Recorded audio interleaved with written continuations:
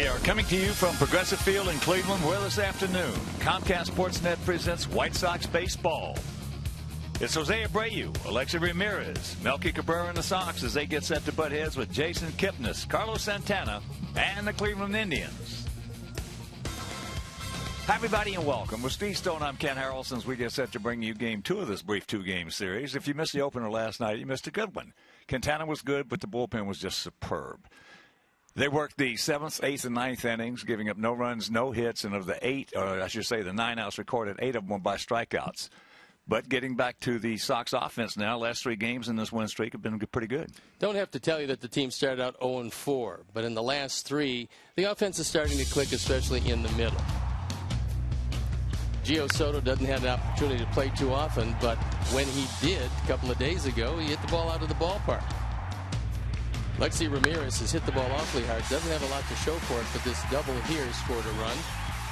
And if you look at the dramatic difference, not only Jose Abreu, but obviously El Garcia, who's not in the lineup today, they're all starting to drive in runs, starting to hit the ball out of the ballpark. And as you can see, take a look at the 3-0 winning streak.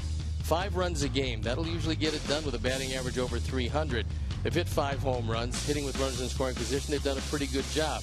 So the offense is coming together, the bullpen is coming together, and that's how you win 3 in a row. Well, the Indians on the other side of that page having a rough start here at home. They started with Detroit getting swept. They lost the game in this series, so it's 0-4 to start the season. Now, that's somewhat historic, seeing it's the first time since 1987 they've gotten an 0-4 start at home.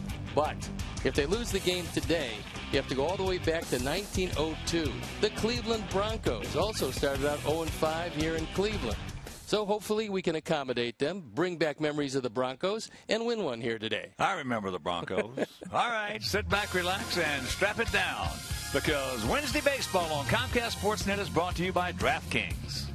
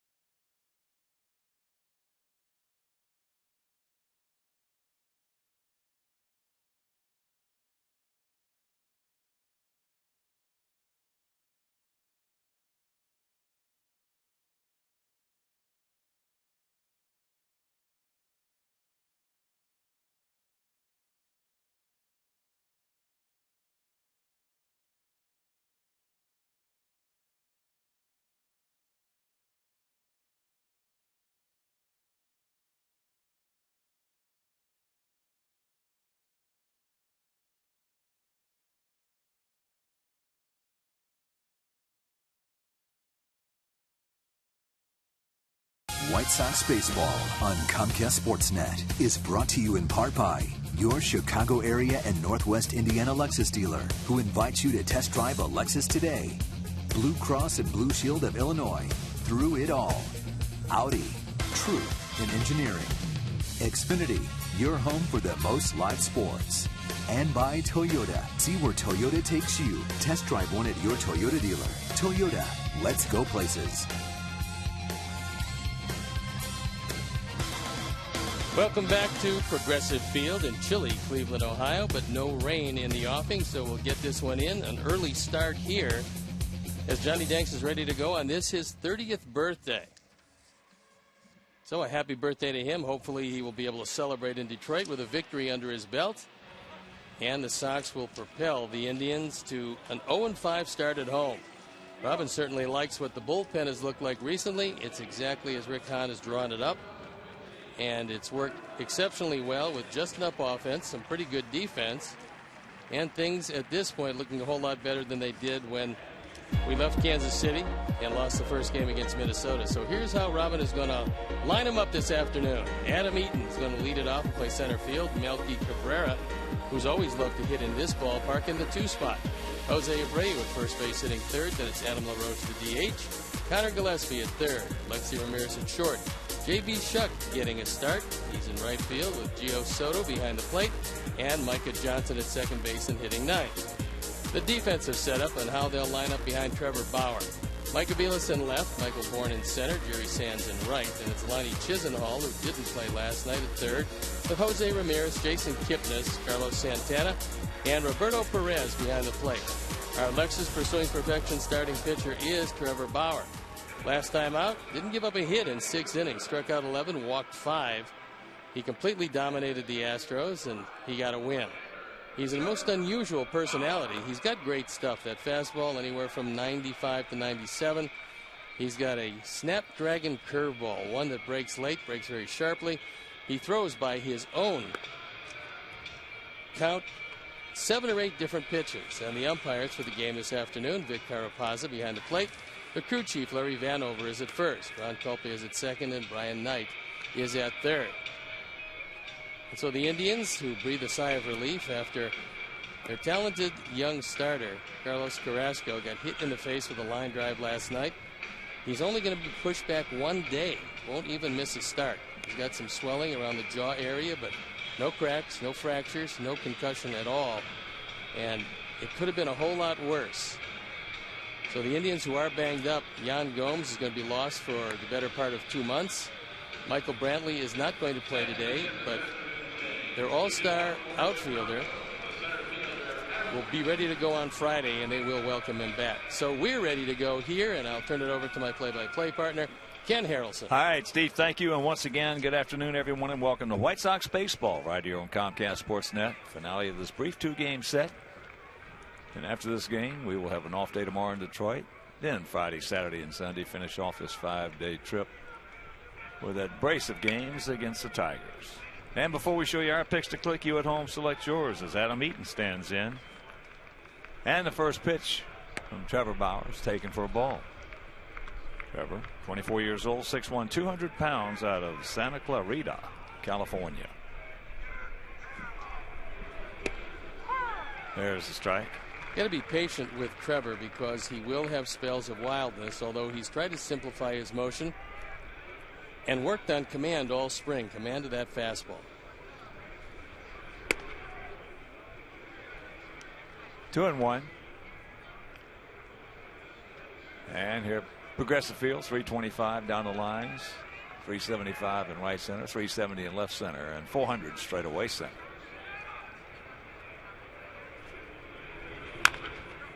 Chops that one foul.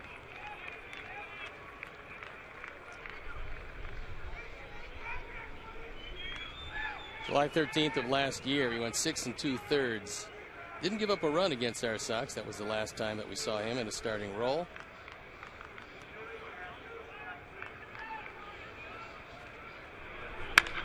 There's a shot caught by Chisenhall. That's a hang woofum for Adam. So with one out, let's check out our picks to click.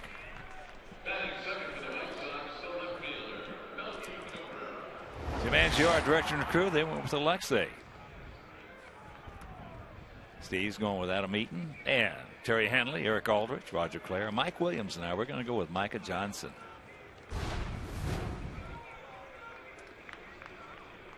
Here's Cabrera.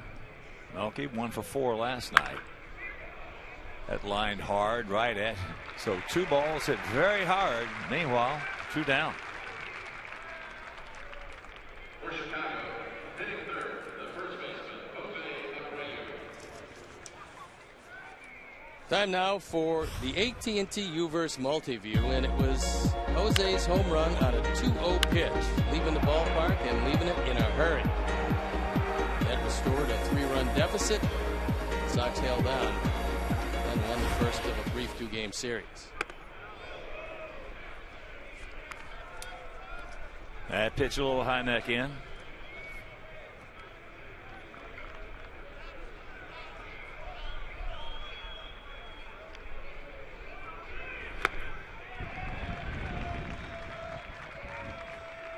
In 2011, Trevor Bauer was the 3rd pick in the country in the first round for the Arizona Diamondbacks, only to come to Cleveland in a 3-team deal. Breaking ball, strike, and the count 1-2.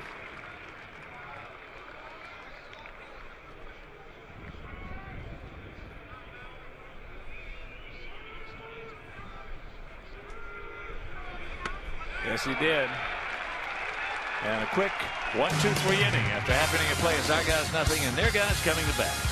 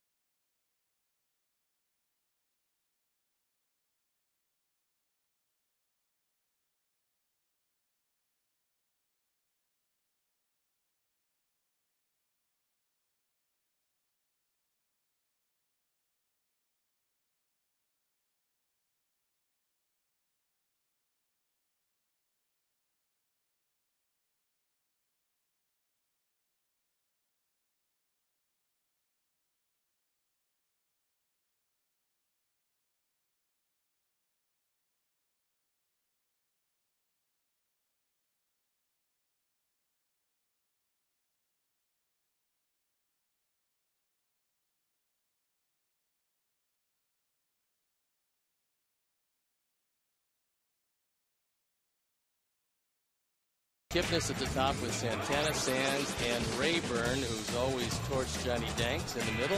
Chisenhall, Perez, and Ramirez to round it out. The defense and how they'll line up behind the birthday guy.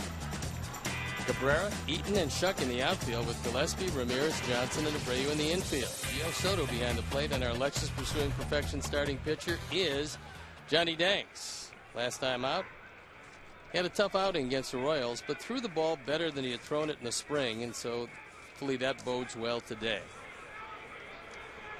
Michael Bourne.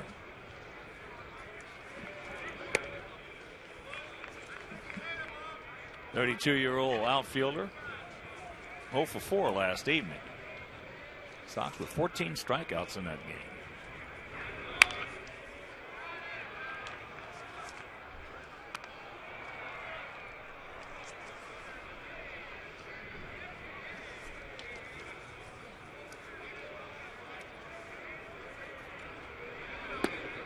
There's a strike. And the count 1-2. Indians come in hitting at .219.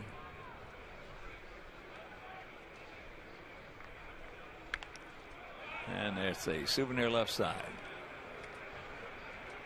The Indians were very much out of character when they signed Michael Bourne to a $48 million 4-year contract.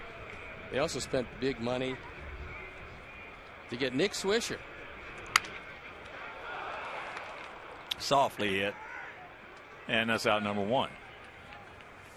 Nick Swisher is not available at this point, recovering from 2 knee surgeries simultaneously. And Terry Francona before the game said that they're not going to bring him back until he's entirely able to play each and every day. So to bring him back not ready would hurt the ball club and eventually hurt him. And they paid Swish a whole lot of money also to lead this team along with Bourne. Mike Aviles takes downstairs, ball 1. And it's Jackie Robinson day. He did not go, says Larry Vanover, crew chief. 68th anniversary of Hall of Famer Jackie Robinson's Major League Baseball debut. There's the strike. I watched that movie again the other day, about the 4th or 5th time I've seen it. And every time I see it, I enjoy it more. And I just realize what a great job Harrison Ford did playing Branch Rickey. Boy, that if you know the story about what happened and how that evolved and how Branch Rickey bringing and selecting the right person to break that color line, it's quite a story. If you miss that movie, you got to see it if you're a baseball fan.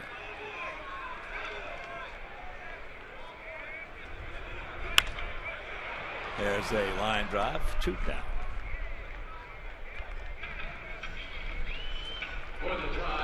And our producer, John Waldron, said that either one of us ever meet Branch Rickey or Jackie. I never met Branch Rickey, but I've had a pleasure. One of my all-time baseball pleasures, playing around a golf with Jackie Robinson. Here's Kipnis. 0 for 4 last night.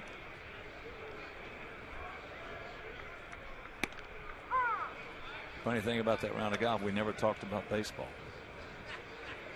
That's unusual. Yeah, it is. When 2 baseball players get together. We talked about golf. We talked about other things. But nothing about baseball. Broken bat. Nice inning for Johnny. 1, 2, 3. And after 1, no score.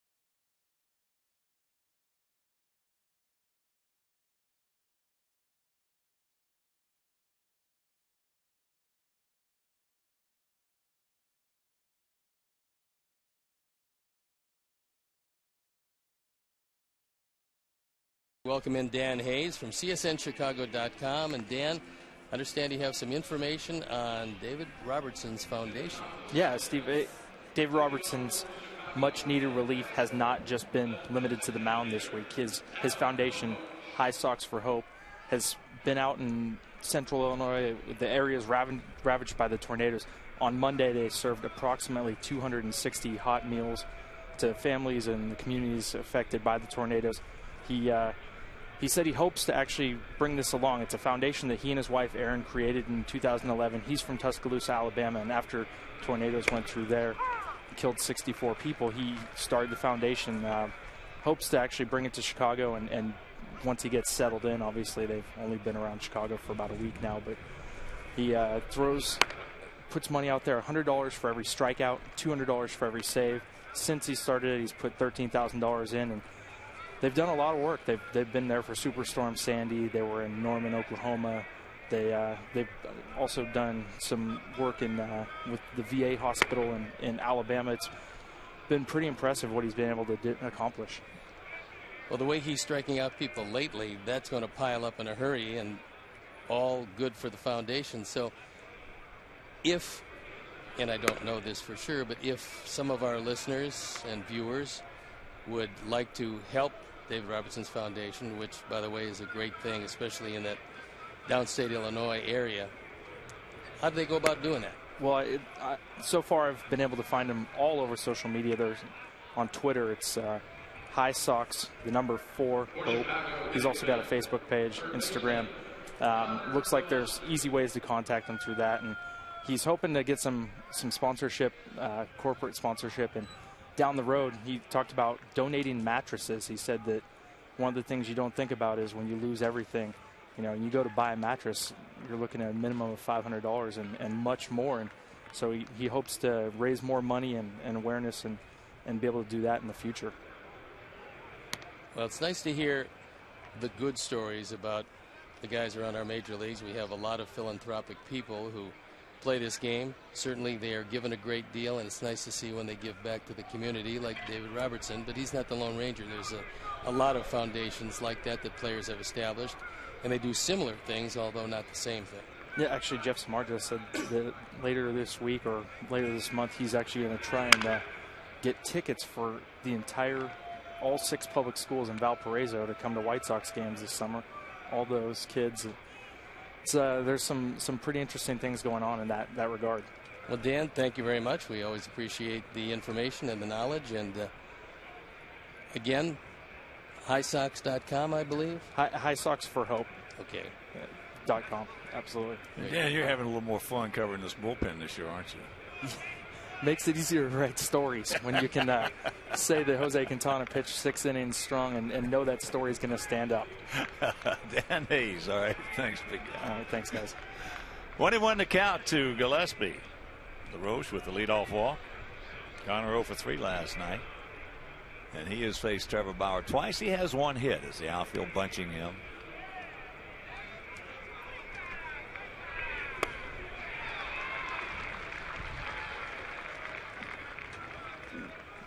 Yeah, that's quite a nice foundation for David, Aaron, and their son Luke.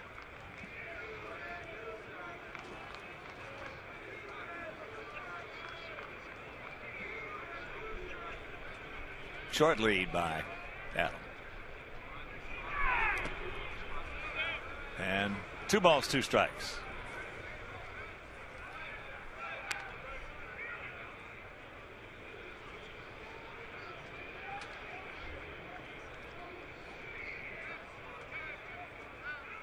Mike Aviles is way off the line into left center field. They're very much bunching him toward the middle with the wind blowing in from right field. And unlike yesterday's game, it is a factor this afternoon. There's a roller and hit hard, but hooked foul.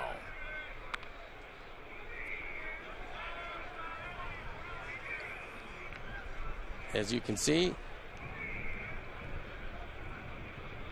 not as brisk as it was, but it's going to hold the ball up in the gap.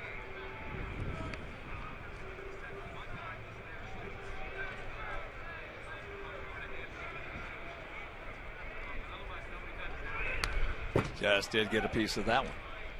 That fastball at 92. Bauer now with 7 walks. A little over 6 innings of work. 6 walks, I should say, and 7 innings of work.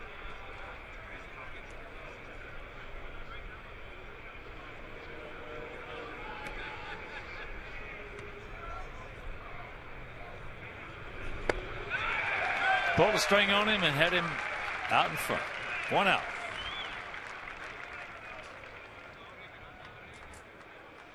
Very good straight change from Bauer, who can do just about anything with the baseball. One thing that Mickey Callaway, his pitching coach, was talking to him about, though, is early in the game where he's had big problems. Take your fastball and one other pitch, establish them before you go trying to sink it, four-seam it, cut it, hook it, slide it. Because he can throw just about everything. Just a question of consistency. He's going to be good. He's only 24 years old. Here is Alexei. Well, outside of Kluber. Last year, you and I thought the MVP on that ball club was Mickey Callaway. He did just a great job with getting the bullpen together, keeping his starters together.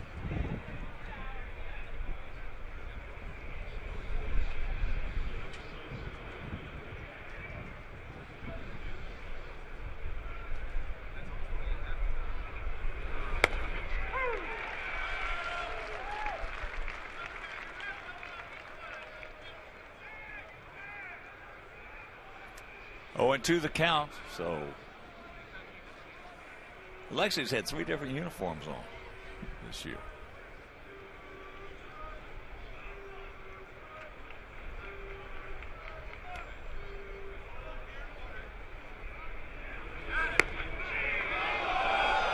Well, Vic Carapazza looked like he wanted to bring up that right hand, and at the last instant he gave him the benefit of the call. Actually wore Manny Minoso's number on opening day, his own after that, and then today Jackie Robinson.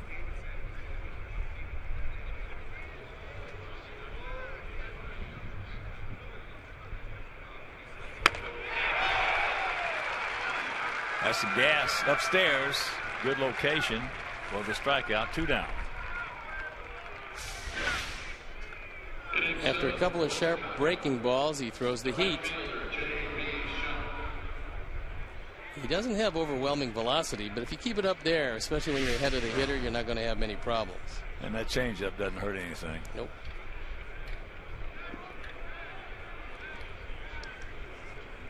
J.B. Shuck, 1 for 3 on the season, and it was a biggie. Knocking in the winning run in that victory. First victory over Minnesota.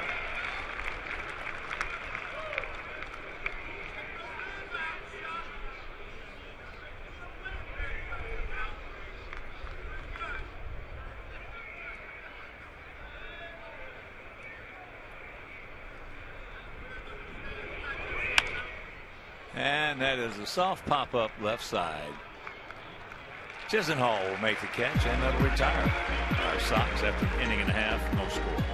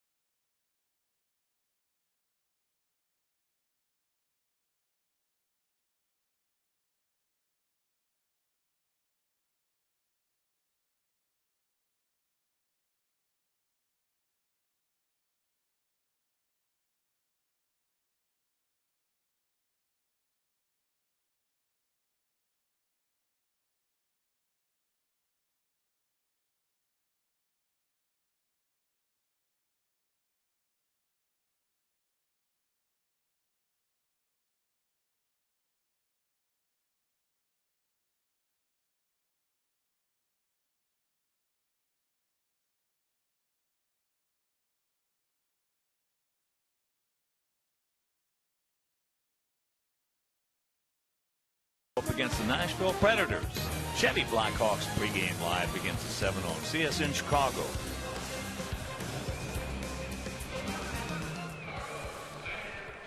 Santana, Sands. First two hitters here in the bottom of the second, no score.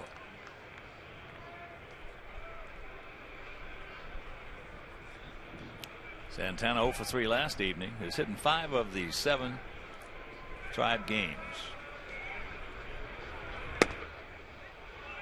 Pretty good pitch, didn't get it.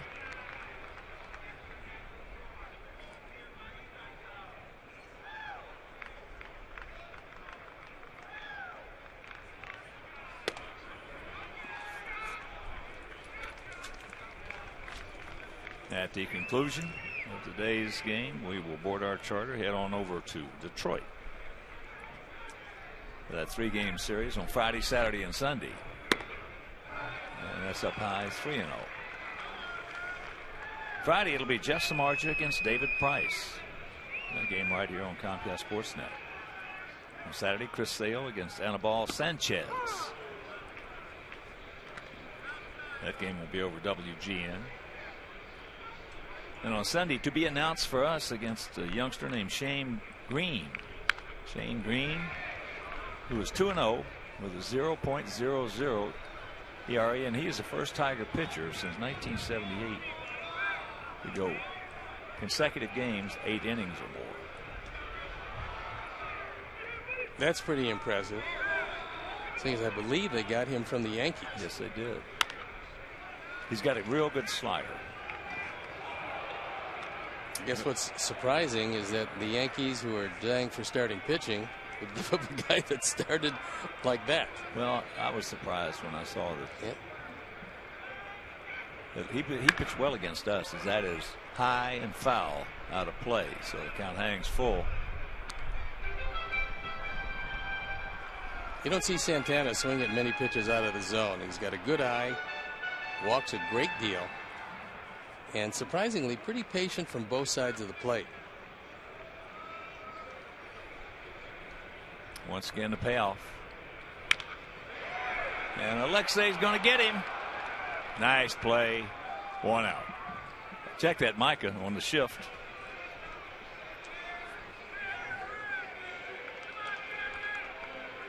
So the shift gets another one. And it's 4 hitters and 3 line drives. Micah takes it right off the grass and shows it to Ron Kulpa.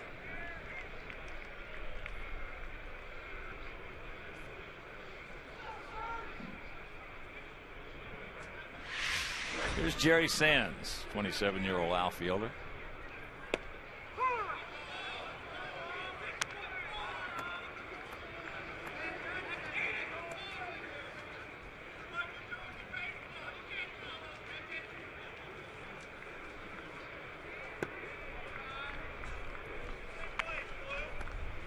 Sands, a product of the Los Angeles Dodger organization, spent a great deal of time in their minor leagues. Never could establish himself in the majors, however. High. Adam Eaton. 2 down. Enjoy all the benefits of being a White Sox season ticket holder by purchasing a prorated 58-game full or 20 or 19-game split season ticket plan. Great locations are still available. Prorated full and split season ticket packages begin during the week of June 5th. To purchase prorated full or split season packages and to view a full list of all the season ticket holder benefits, visit whitesox.com or call 312-674-1000 today.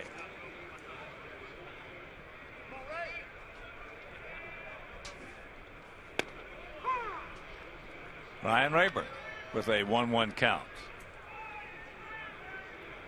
Rayburn was 1 for 3 last night with an RBI double.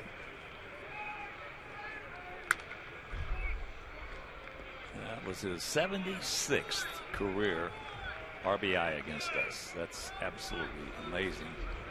Amazing, consider if you add up the next 3 teams and all the runs batted in against all 3 of them, they don't add up to 76. That's amazing. He just loves to look out at White Sox uniforms. And it really doesn't matter what uniform he happens to be wearing at the time.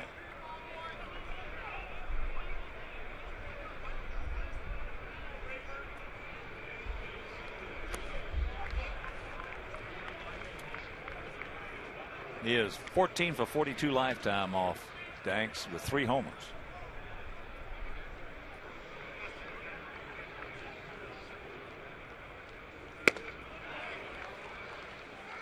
There you go. 1, 2, 3 innings. That is 2 1, 2, 3 innings for Danks.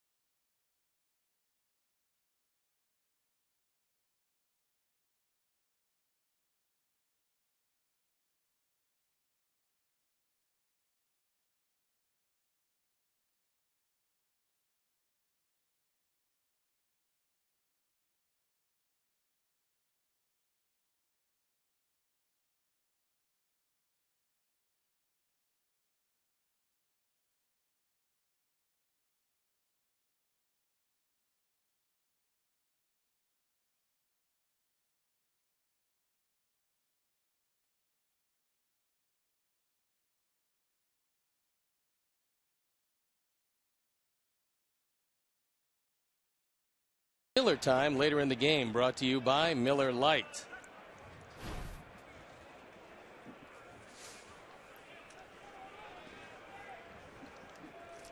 Giovanni Soto, Micah Johnson, and back to the top of the order with Adam Eaton to face the 24-year-old right-hander Trevor Bauer.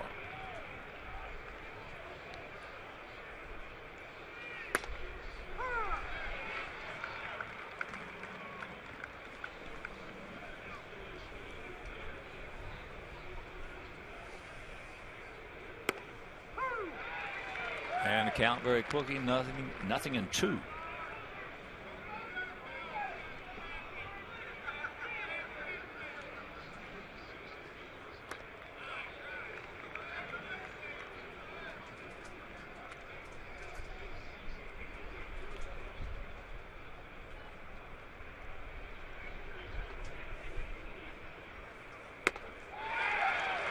I guess.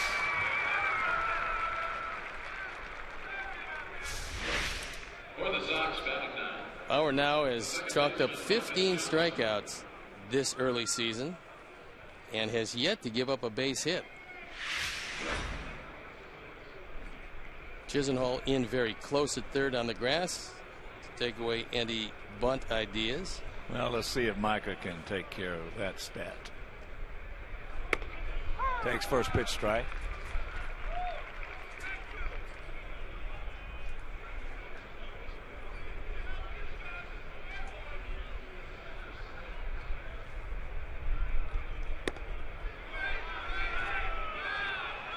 Field on to Brian Knight, and he says no.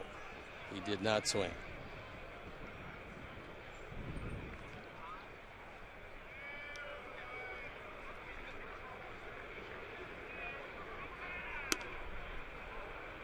Two balls in the strike.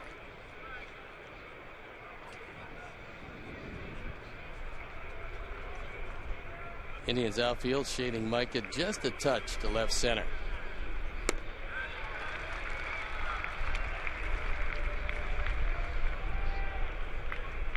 Both the corner outfielders, Aviles and Sands, are well off the line.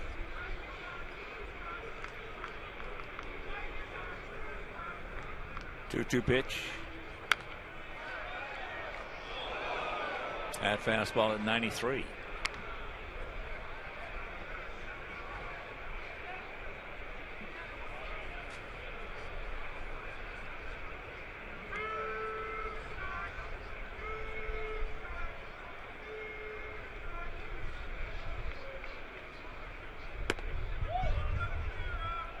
Full count.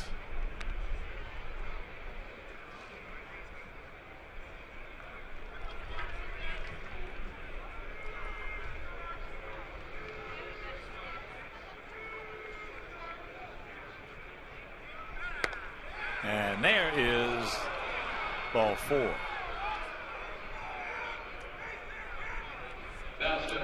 So a good speed aboard. Second walk issued by Bauer. And here is Adam Eaton, who lined hard to Chisenhall at third.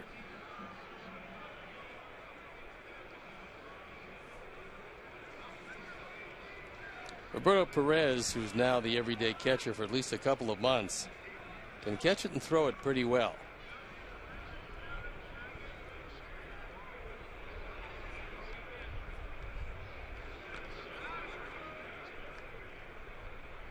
If that's his good one, that's not very good. No, that took some time to develop on the throw over there.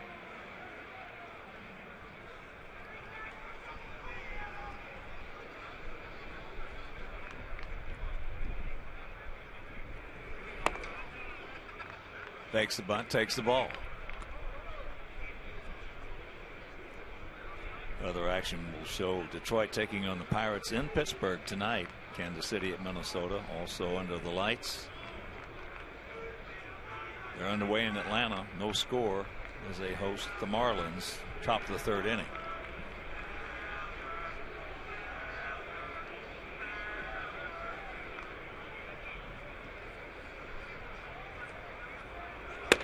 There's the strike.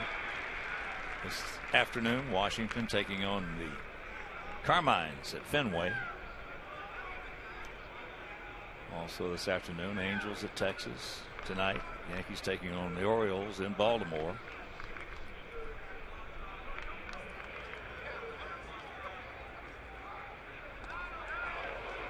There's a little better move right there. He was much quicker.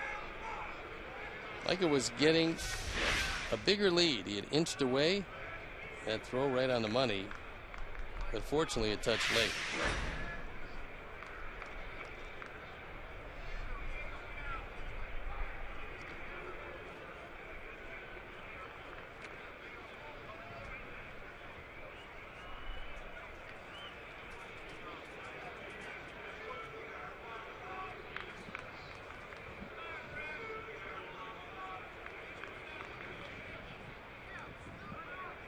One out, 1-1 to count.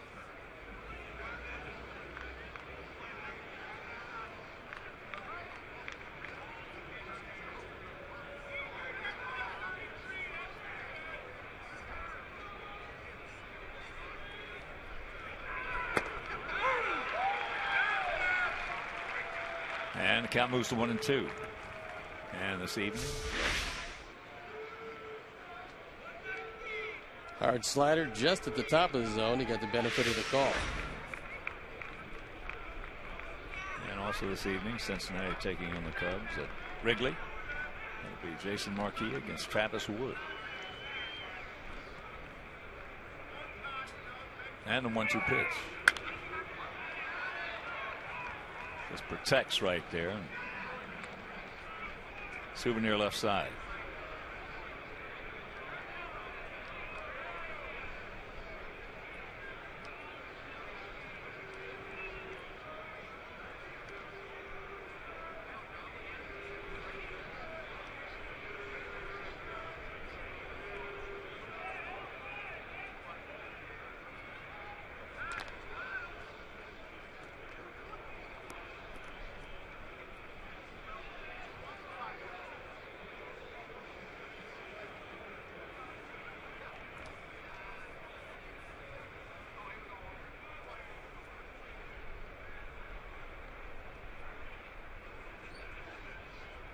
There he goes. Pick it up, pick it up, pick it up.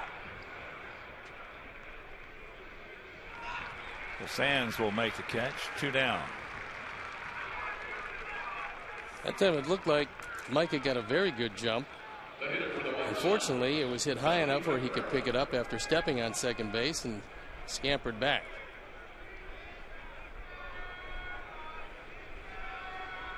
That'll bring up Cabrera.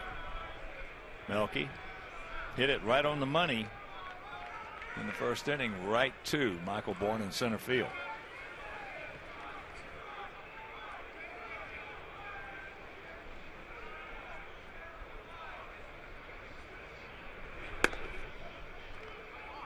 Takes that up high.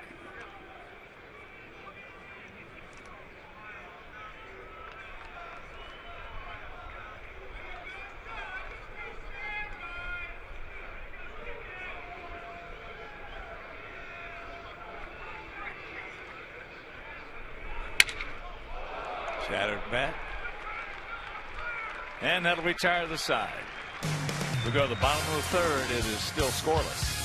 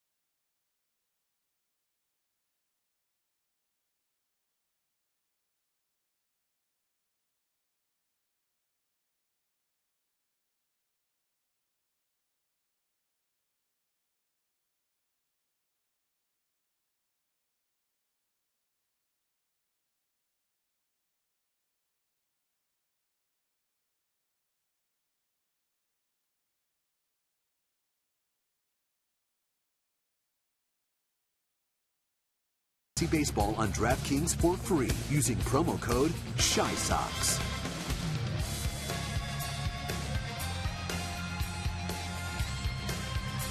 No score, bottom of the third inning.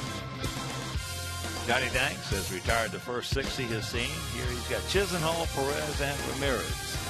So far, both pitchers dominating in this a very early turnaround after a late night last night. But it turned out to be a good night in several ways. First of all, Carlos Carrasco could have been a very, very serious injury, is okay.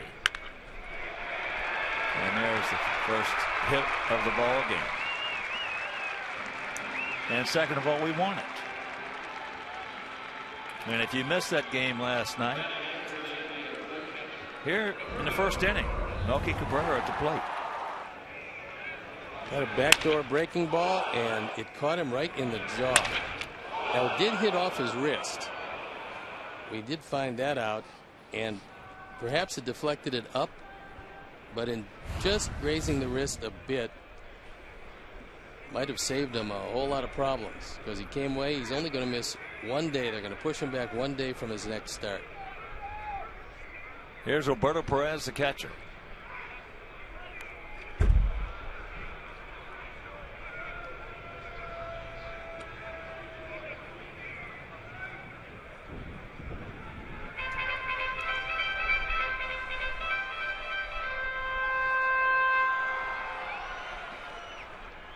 That's one of the more scary scenes we have seen on a baseball field in a long time. especially because he was down so long, face down with his hands out in the dirt of the mound. There's the bunt. It's going to go to second base, and ball goes into center field. Alexei could not come up with it. Everybody is safe.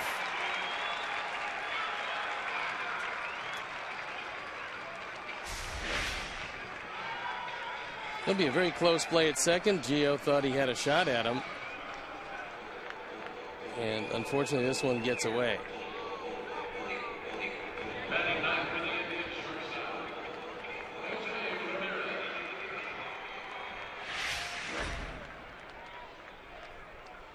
So 2 on, nobody out. Trouble a brewing.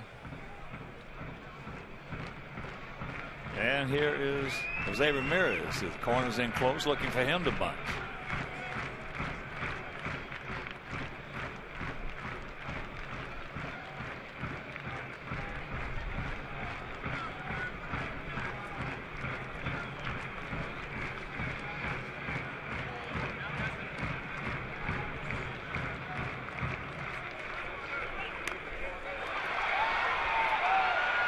Going to go to first. So the sacrifice. 2-3.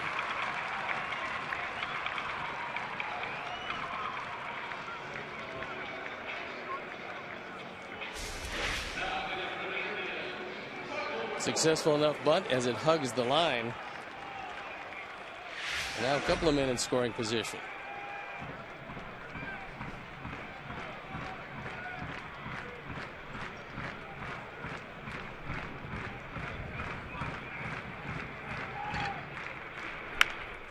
That's out of play left side.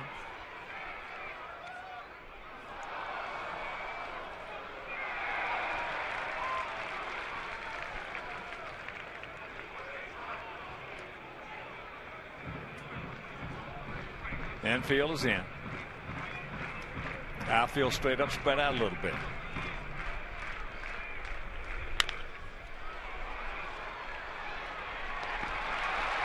So Chisenhall is going to score, and it's 1-0 Cleveland.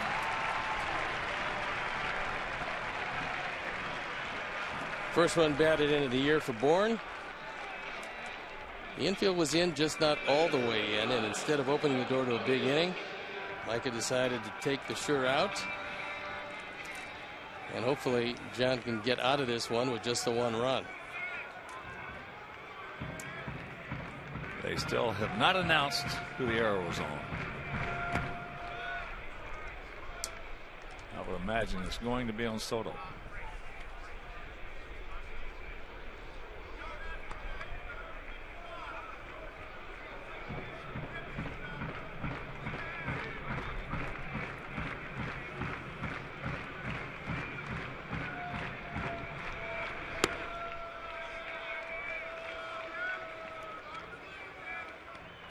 Agavelis 0 for 1, lined hard to Alexei at short.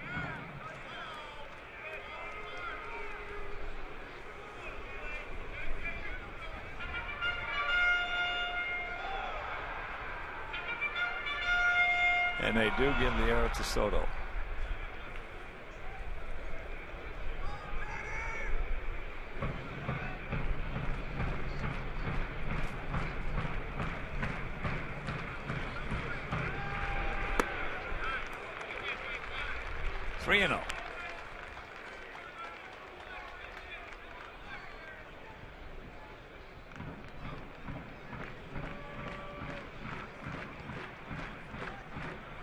Francona. He was taking all the way. Francona is one of the managers in this league. A lot of guys hit 3-0.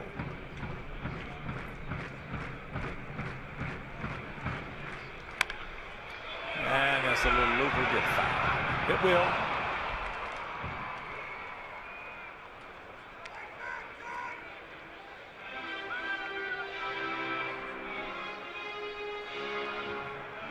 So a full count to Aviles.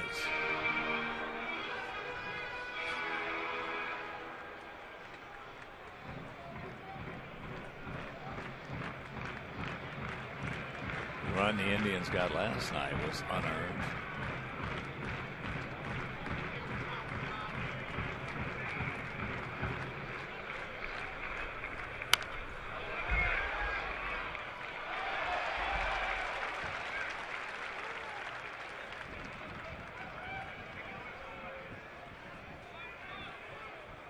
that game last evening. Quintana went 6. Jennings went 1. Duke went 1. And Robertson went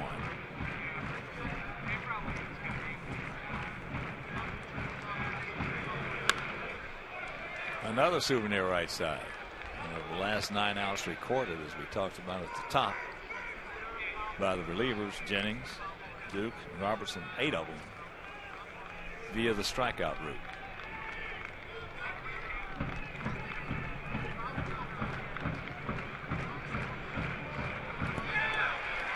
And that's ball 4.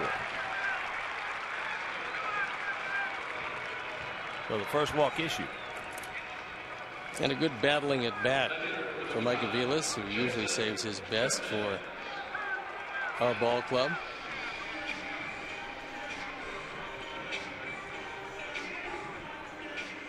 So 2 down runners at the corners, 1 in. They lead at 1-0 here in the bottom of the 3rd if you're just joining us. And here's Kipnis.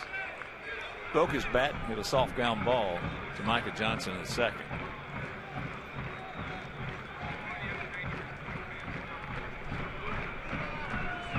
It was a pretty good lead. And there's strike 1.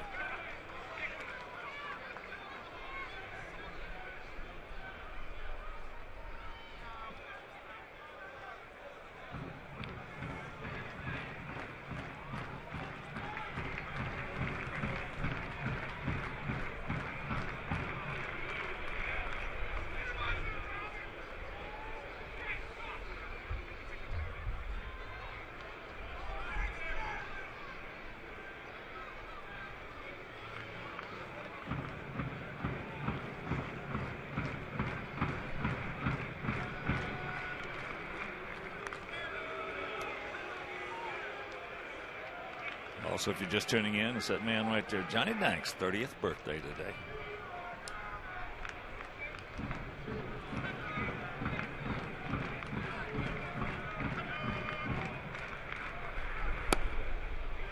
Pretty good pitch, didn't get it. Kipnis entirely healthy this year, trying to battle back from a .240 season last year where he hit just 6 home runs and drove in 41. Still managed to steal 22 bases, but that oblique muscle just gave him all kinds of problems all year.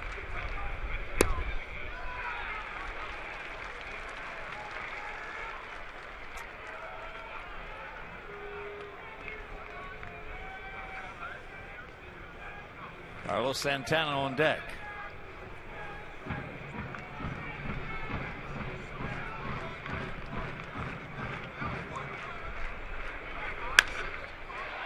That's high in the left field. It should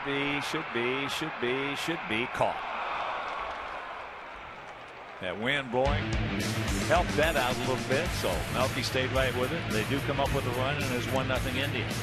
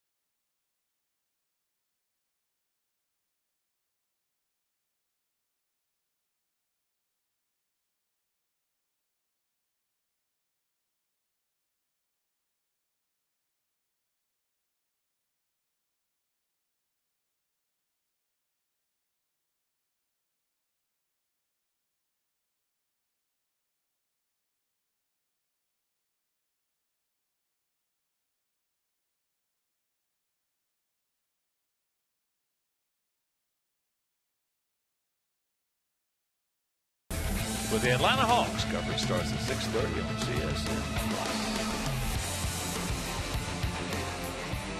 Unearned run, and they lead it 1-0 here in the top of the fourth. Kind of an interesting outfit.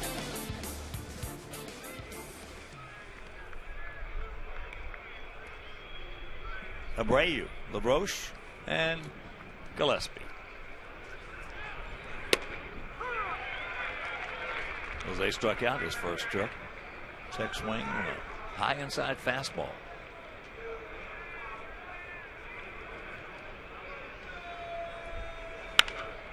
And get through. That's the first hit given up by Trevor Bauer in his 2 starts this year. And a nice job of hitting by Jose, because that ball was right in on his thumbs. Yet it was a strike. It had the inside part of the plate. Inside out swing. And just able to get it by Kipnis. So here's Adam. He walked leading off the second. So he had gone 9 innings this year in his 2 starts without giving up a hit.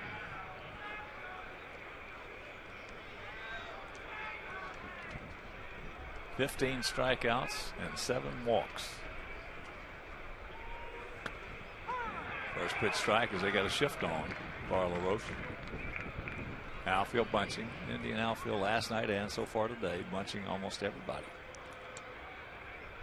Bit of a gap out there, though, in right center if he can find it, and a lot of room between Sands and that right field line.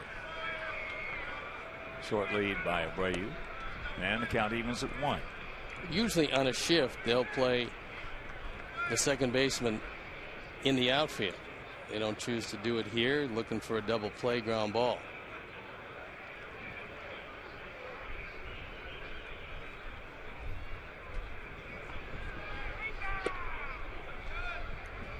Two and 1 to count.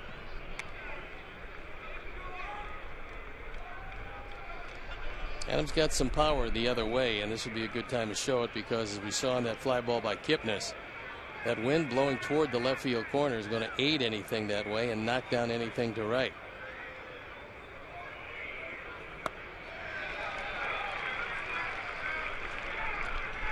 Nice play by Melky, staying with it.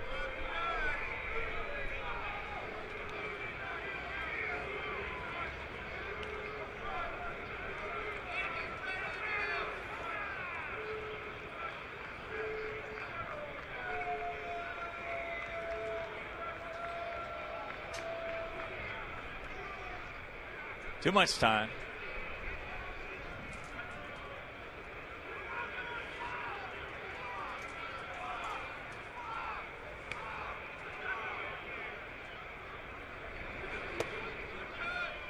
And a full count. A lot of room. A lot of room between Chisenhall and that third base line.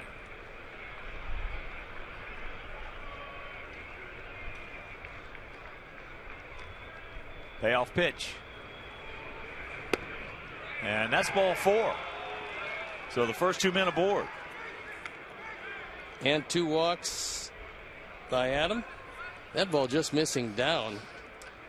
But he took it. Rick Carapazza thought it was also out of the zone, and a promising way to start the 4th inning.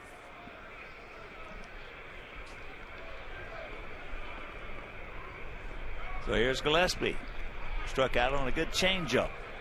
The boys have been patient today against a guy they know has a shifting strike zone at times. The 3 walks today is a monumental accomplishment, seeing as they had just 8 all year heading into the game today. So the Sox patient against a young pitcher.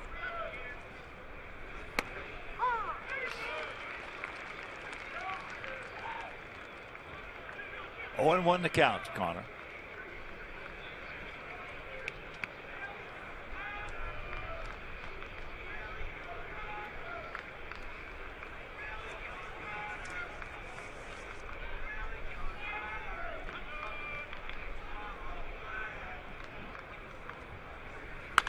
That ball hit hard, but going foul.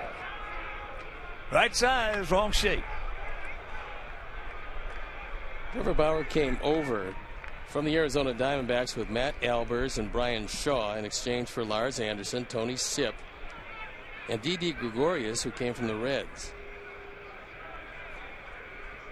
Then a three-team trade sent Chu and Jason Donald from Cleveland to Cincinnati and Drew Stubbs from Cincinnati to Cleveland. So a complicated deal, but looked like Cleveland made a pretty good deal out of it. 0-2 pitch.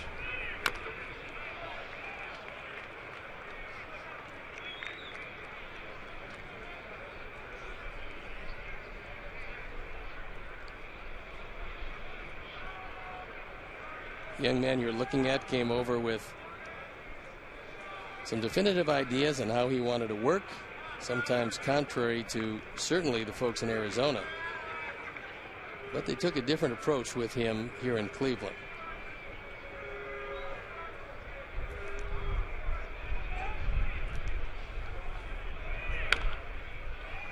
The approach really was to allow him to do whatever he was doing until he started to fail. And when he started to fail, that's when Mickey Callaway went up and slowly started to change his motion to simplify it. Talked to him about limiting his pitches, and they got him to loosen up somewhat because he came over wound pretty tight. And actually, the book on him was get him into some trouble, get him overthinking, and you can beat him. But things are working a whole lot better for a guy with just great stuff.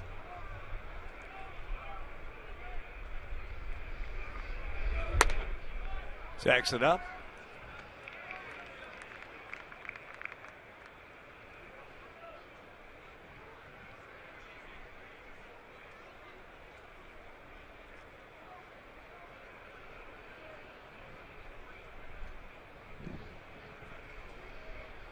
Nobody out, 2 on, 1-2 the count.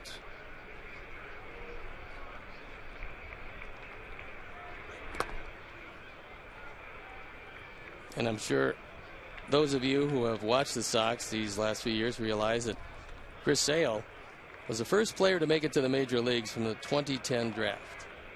He came up as a reliever, worked well out of the bullpen, and of course his lot was as a quality major league starting pitcher, one of the best in the business. Trevor Bauer was the first pitcher to come to the major leagues from the 2011 draft. And they have loosened him up somewhat here.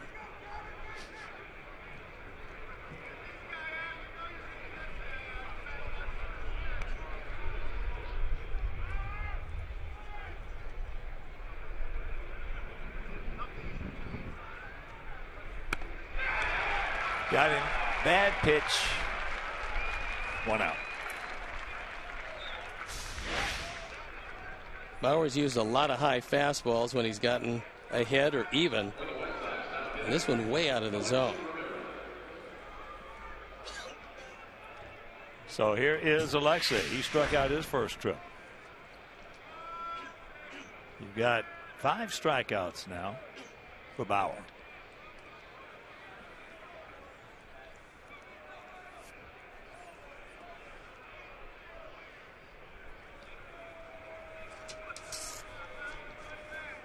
Outfield, straight up, bunts just a bit. And there's a base hit in the left field. So they're going to hold Abreu. That will load him up with 1 down.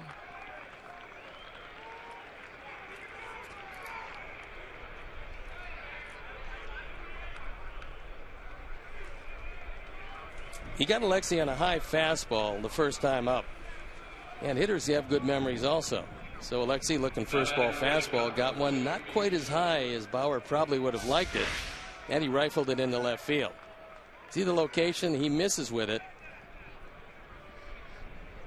It's actually what looked like a slider that didn't slide.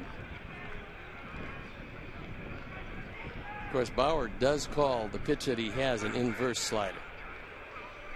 So if he's trying to do it by design, it didn't work.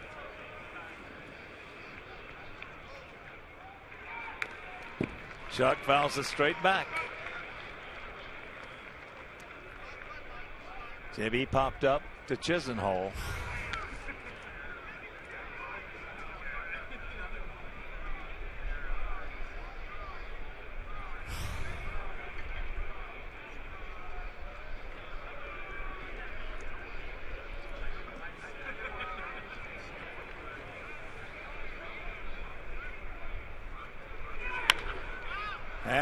Chisenhall's going to get him again.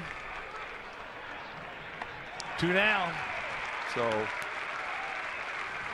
it's going to be up to Giovanni Soto. Now stepping in for the White Sox, the catcher, Giovanni Soto.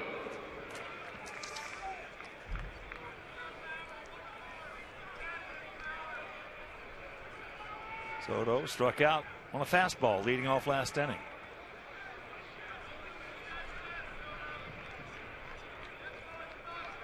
Come on, Gio, we need you, buddy.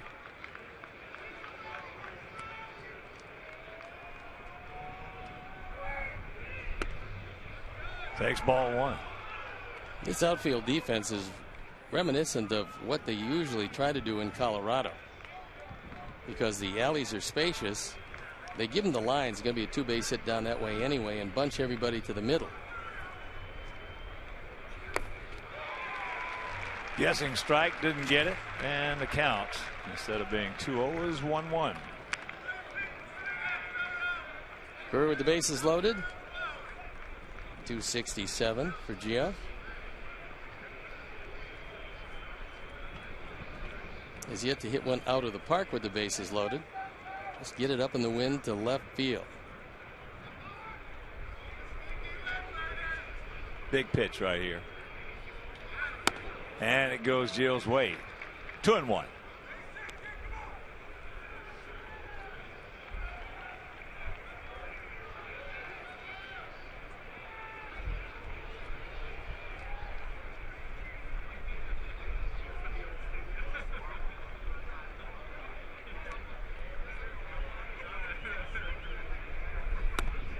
Yes, he did. So he swings at 2 bad pitches. There have been 4 consecutive pitches out of the zone. For a 2-2 count.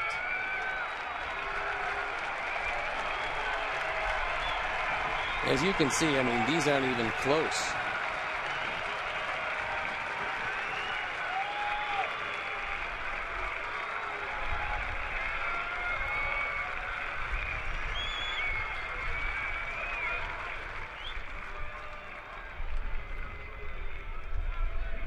Cleveland fans on this, their businessman special,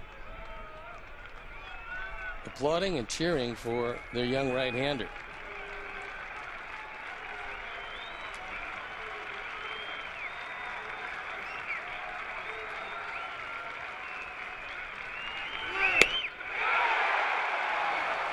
And takes that one right there. Meanwhile, we blow a great opportunity.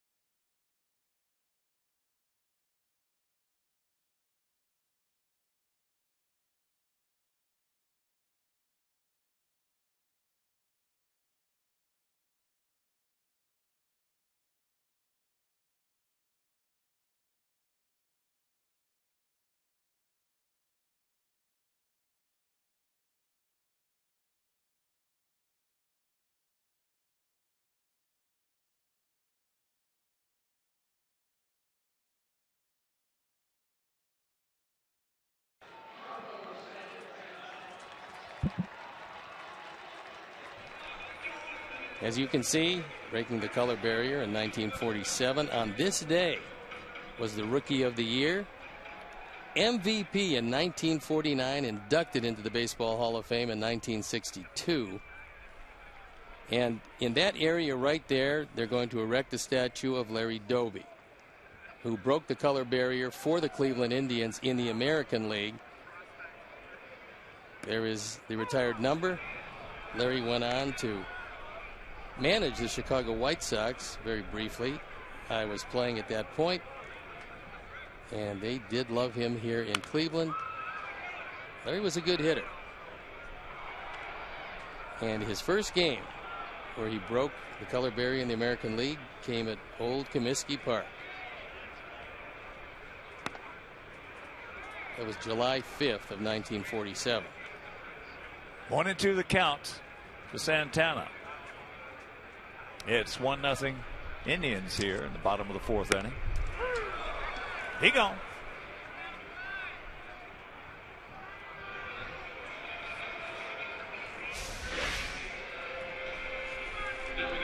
That's a changeup. And Santana not very happy with the call of Vic Carapazza, but it maybe had the outside of the outside corner. Too close to take in any event. Here's Jerry Sands.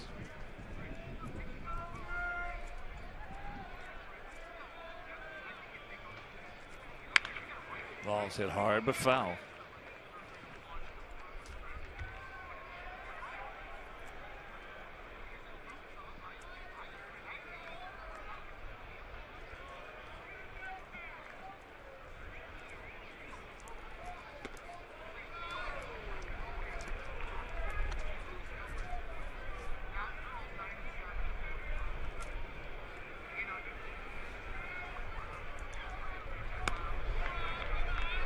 Two and one. Run on one hit. No errors for them. No runs, 2 hits, 1 error for us. And like last evening, that run is unearned for Cleveland.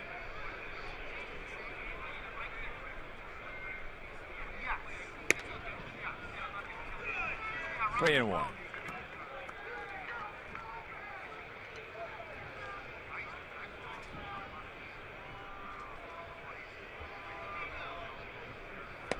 Change up. Full count.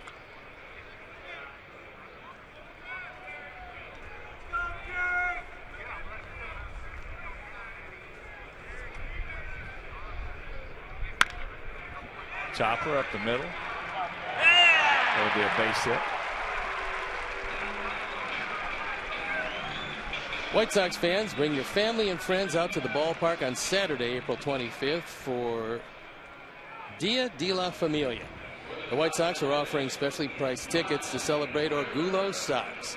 Be one of the first 20,000 fans to enter the ballpark to receive a special Jose Abreu Rookie of the Year blanket presented by Beggar's Pizza. To purchase tickets, visit whitesox.com/familia.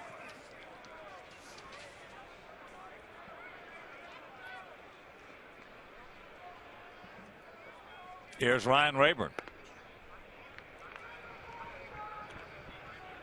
Rayburn struck out swinging on a Johnny Danks fastball.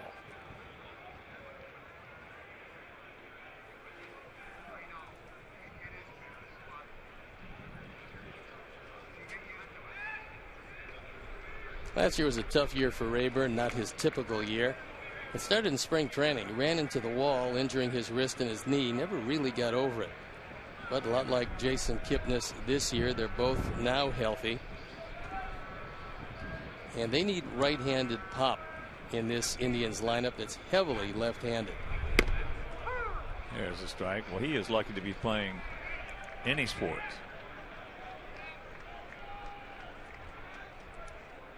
Before spring training in 2002, he suffered an injury during an ATV accident. He was in the field for almost 3 hours before an ambulance could get to him.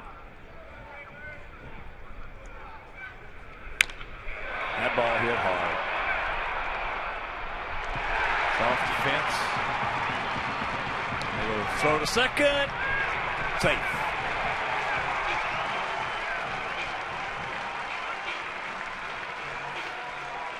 That was an excellent play by Cabrera.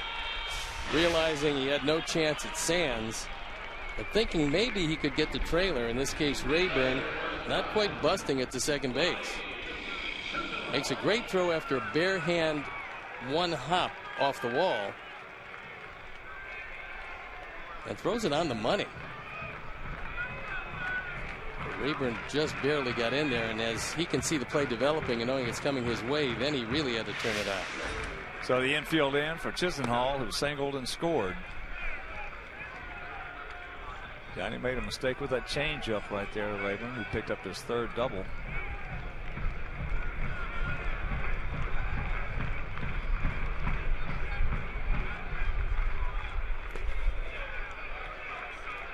Nice stop by Gio Soto.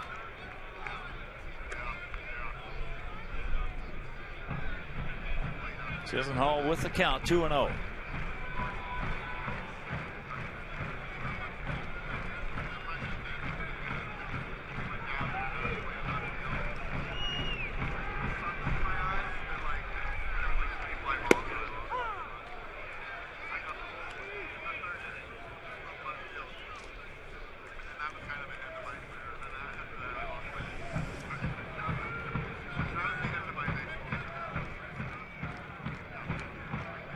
Chisenhall last year hit .280.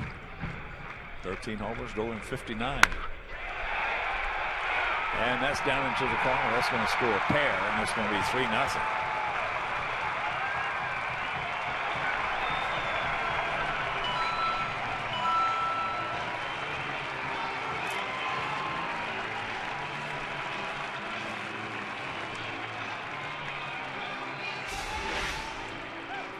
Chisenhall is finally discovering all that potential that the Indians thought he had when they drafted him #1 a few years back. 2 ringing base hits. Now driven in 3 for the year.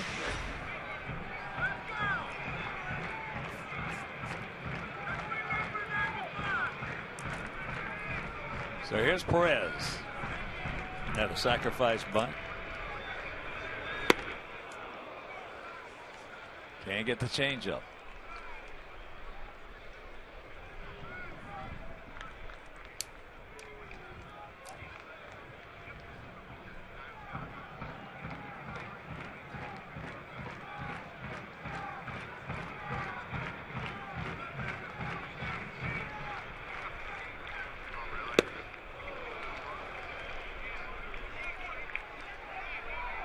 To the count.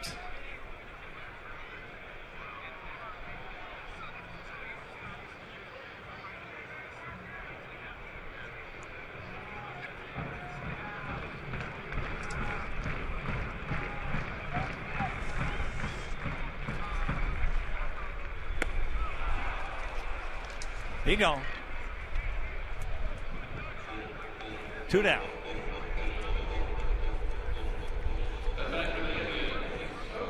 Johnny came into this game having some problems against the Indians over the course of his career. He was 5-11 with a 5.10 ERA. And having a tough inning here in the 4th.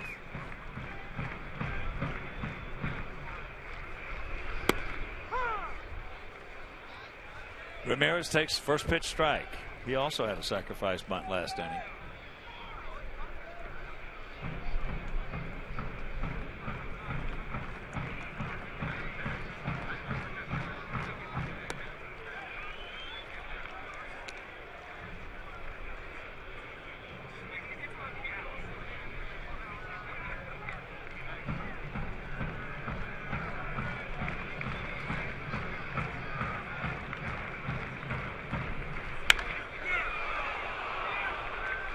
Down to third, but some damage is done. 2-run double by Lonnie Chisenhall. And we'll go to the 5th, trailing 3-0.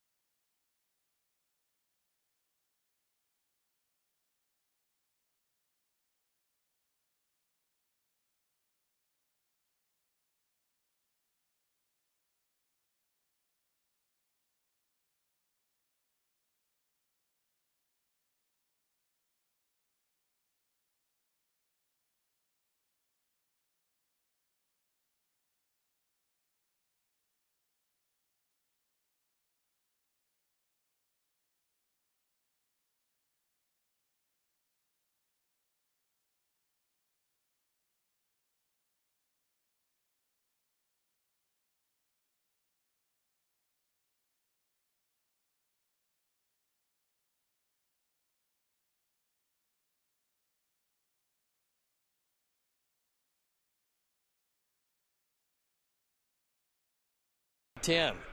The first 20,000 fans in attendance will receive a White Sox reusable tote bag presented by the MLB Network. Stay after the game for a post-game fireworks show, also presented by the MLB Network. Purchase your tickets today by visiting whitesox.com/promos or calling 866-SOX-GAME. Indians with a 3-0 lead here in the top of the 5th inning. For us, it'll be Micah Johnson, then back to the top of the order with Adam Eaton.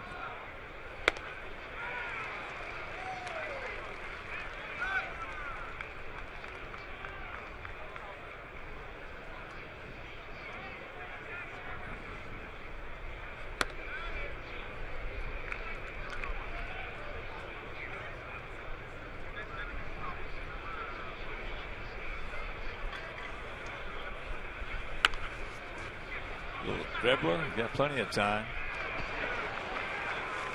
Almost took too much.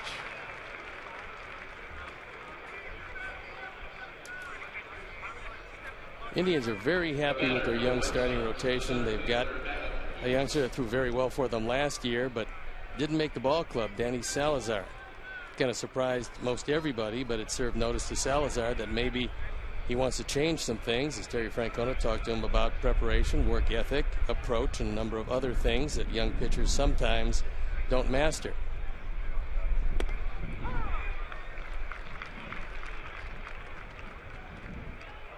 However, with Carlos Carrasco, Trevor Bauer, Corey Kluber doing, they believe, what he did pretty much all of last year, they think they've got a good starting rotation, and they'd like to have a bullpen to match. And that's chopped foul by Adam, who is 0 for 2. Line drive to third and a fly ball to right. You know, you're getting more and more for some reason. You're getting more and more youngsters coming into the major leagues with an attitude problem. Usually, unless you have overwhelming skills, that attitude problem is going to get you more time in the minors. Oh, nice pick by Santana.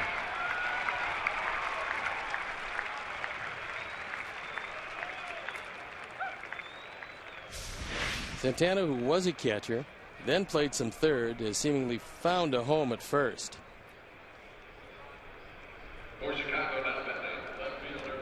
This is a pretty good play.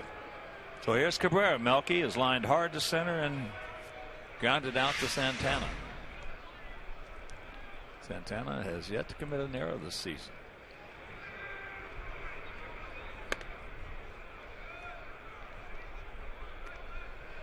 Well, you're getting youngsters who are, from the time that they get to high school or college, or even sometimes before that, being coddled, groomed, so to speak, because they have some talent. And when they get here, they just don't want to listen to anybody. Those are the guys that pretty much have to fail before you can rebuild them. That's fouled back.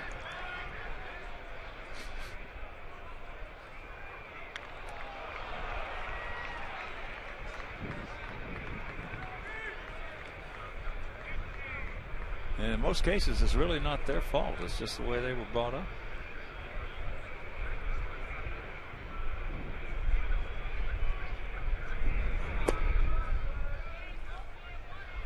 Three and one to count to Melky.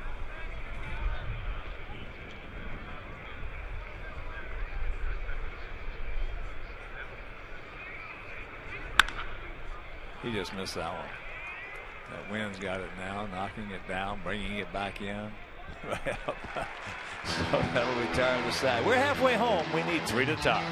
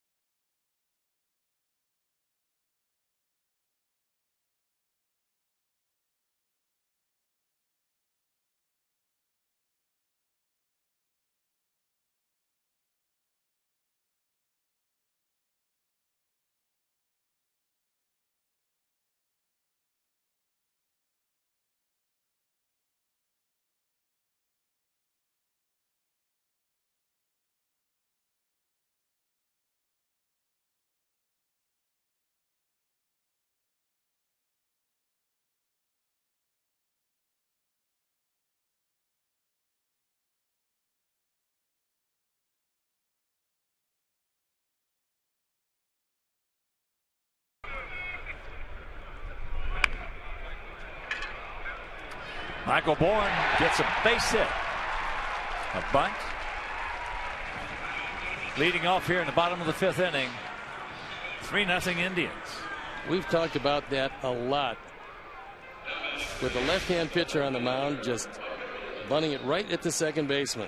Bourne was working on this in batting practice today.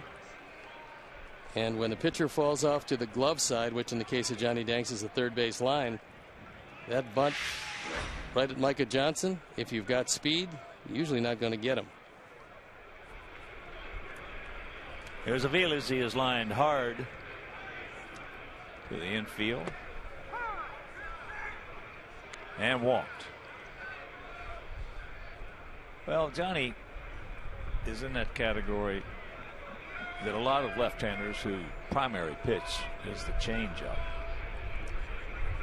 Left-handers hit him better than right-handers.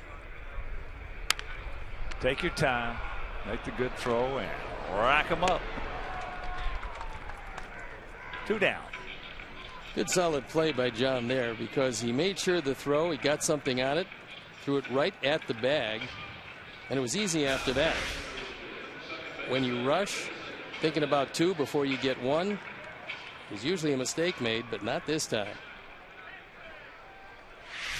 Here's Kipnis.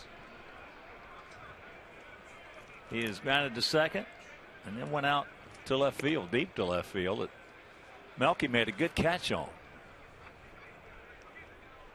And that saved a couple of runs.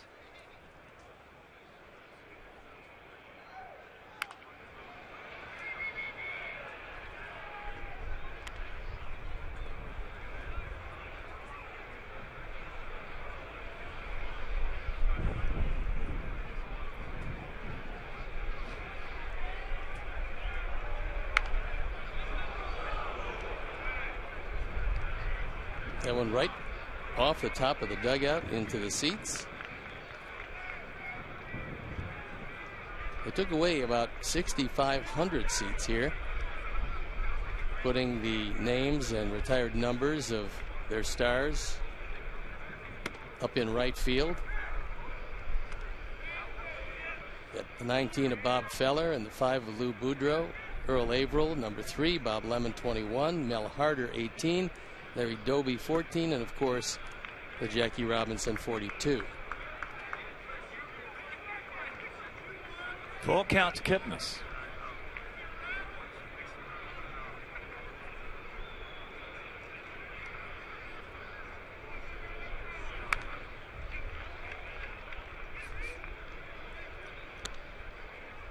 You might have noticed in some of our flag shots, the flags are at half mast today. This is the 150th anniversary of the death of Abraham Lincoln. And he walks him.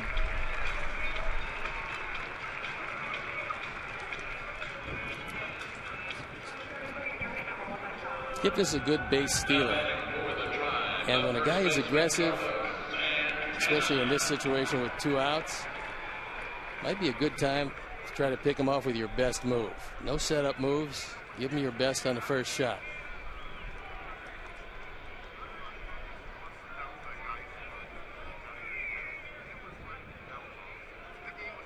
There he goes. Ball's thrown into left field. So that'll be a stolen base.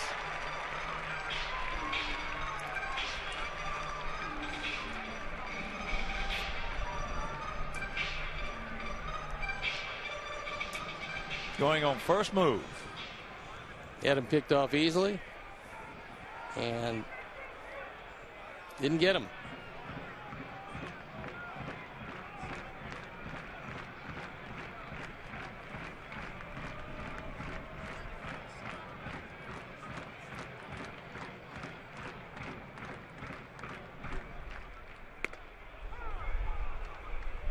Curveball strike. 0-1 the count.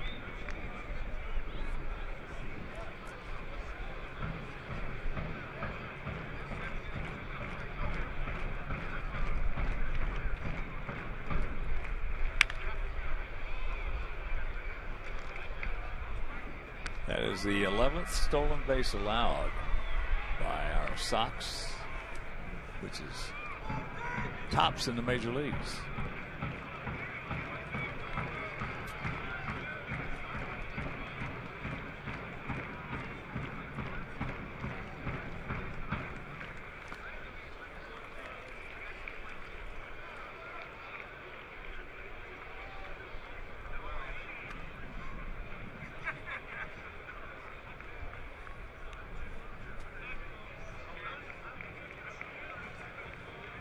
Matt Albers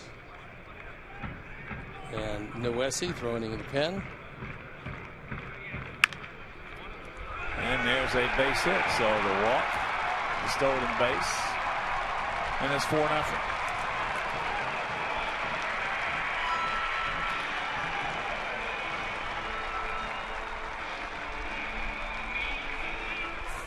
RBI number 6, and this is normally at straightaway shortstop, but because of the shift, there's nobody home.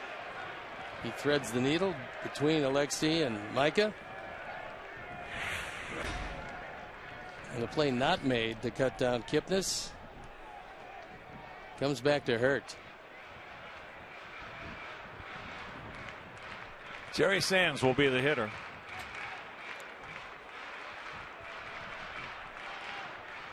Sands 1 for 2. Started off that 2-run fourth with just a chopping infield single, and here comes Robin.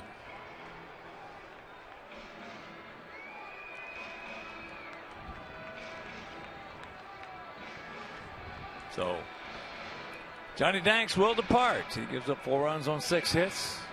And Santana at first base, his responsibility, and we'll be back.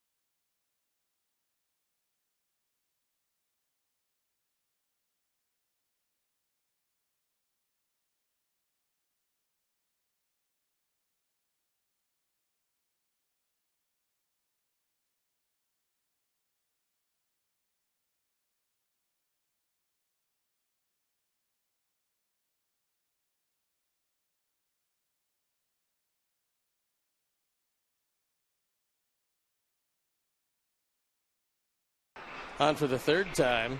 He's thrown 2 1/3, given up just 1 hit and a walk.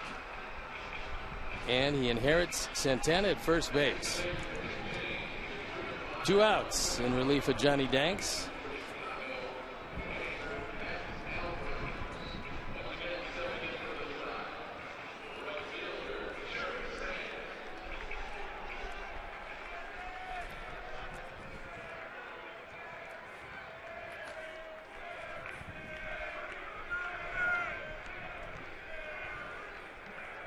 So the outfield, for the most part, straight up.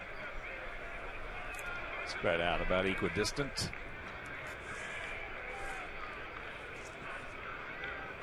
Gillespie back and a few steps off the line of third.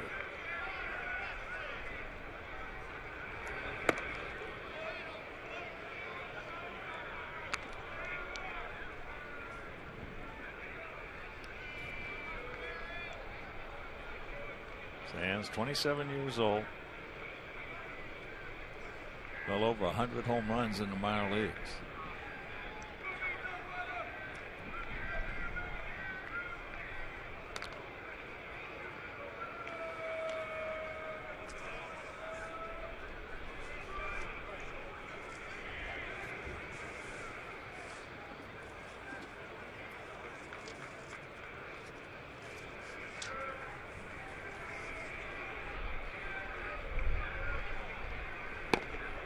Big hack, no contact.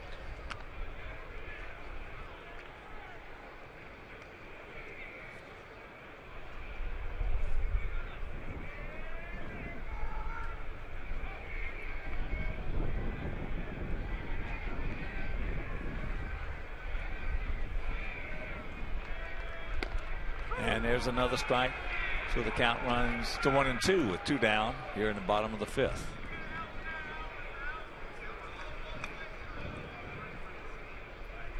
We had a shot in the 4th with the bases loaded, just 1 out. Couldn't do anything with it.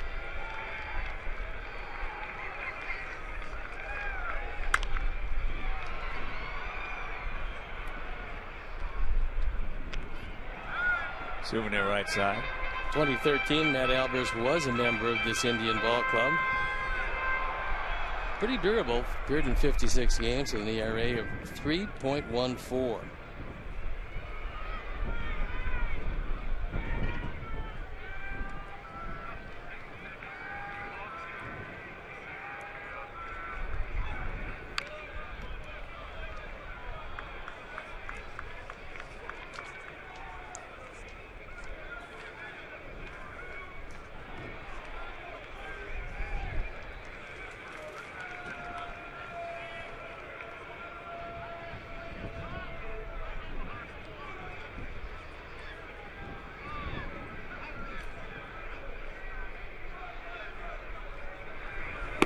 Going away. After Sands hit 300 in spring training, Terry Francona said although he won't make the ball club starting the season, wouldn't be surprised if he came up and helped him at one point. Little did he dream it would be 3 games into the season. He had 2 2-run doubles in his debut with the Tribe.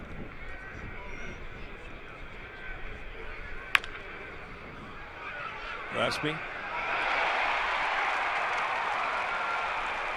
Jerry Sands really can't run very well, and that probably was a play you could have used the glove. But the bare hand, trickle away, keeps the inning alive.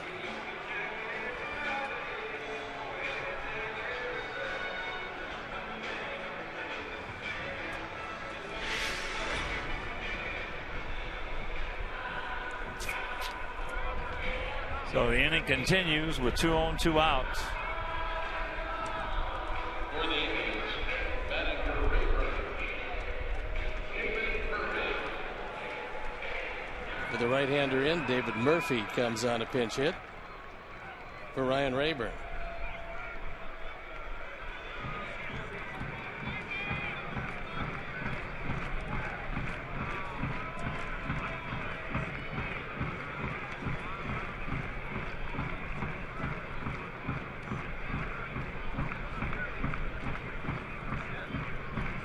So 1 in.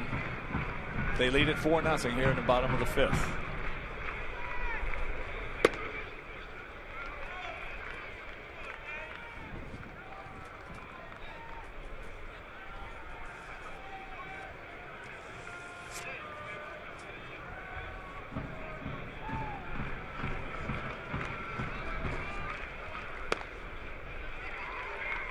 Two and 0 the count.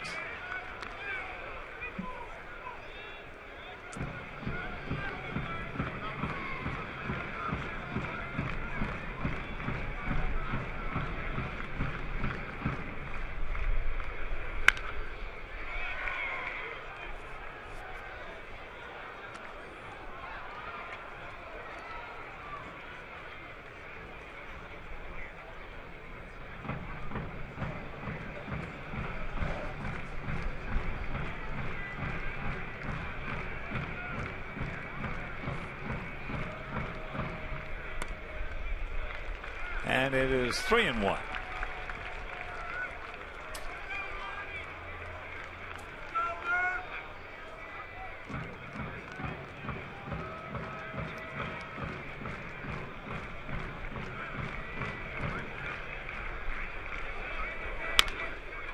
Chop to get over there.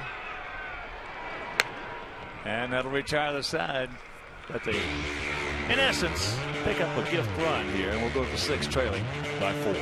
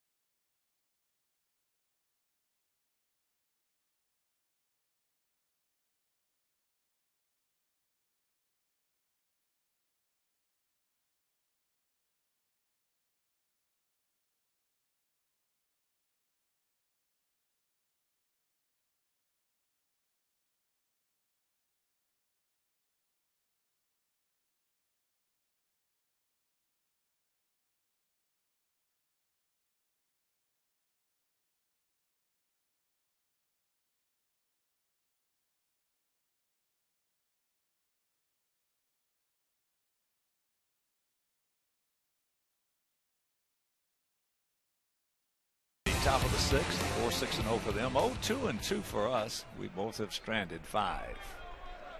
So it'll be Abreu, LaRoche, and Gillespie face the 24-year-old right-hander Trevor Bauer.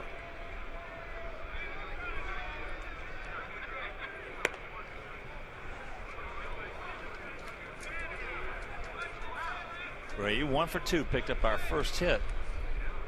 Single leading off the 4th inning.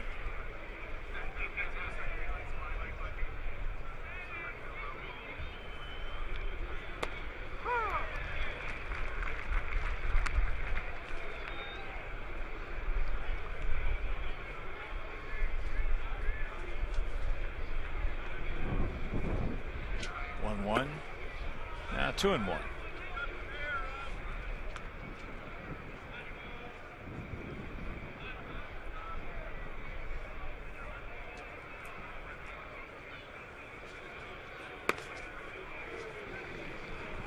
Three balls and a strike. Don't help him out. Last night he rode a 2-0 fastball out of the ballpark. Let's see what Perez decides to go with.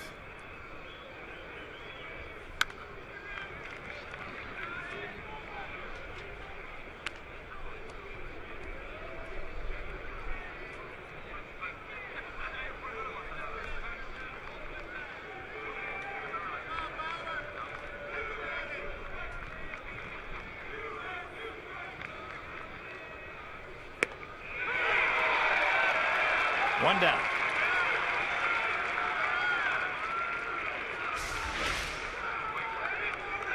Perez sitting up outside. Eases it back into the strike zone. Well caught, well framed by Perez. He just might have bought that one as it was a touch off the corner, but good enough.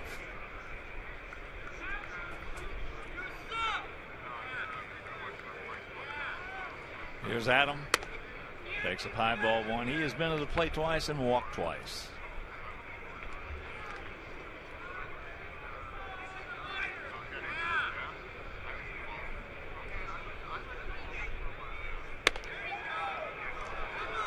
Two and up.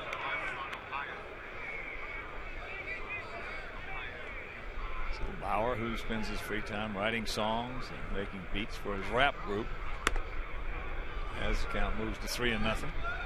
Also writes poetry.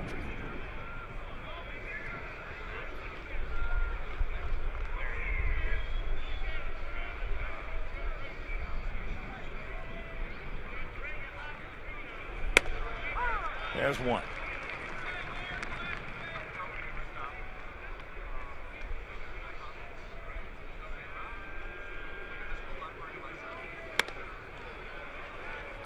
So Adam walks for the 3rd time. In fact, he was the only Sox player to walk twice in a game this year. He'll make it 3 times, and that'll bring up Gillespie, who was 0 for 2 with 2 strikeouts.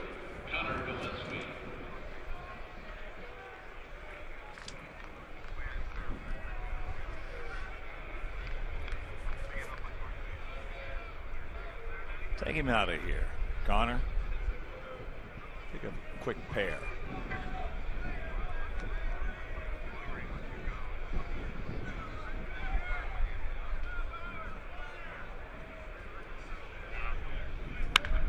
That's down into the corner. He's on his way to second base. He will get there with a double. So Adam into 3rd.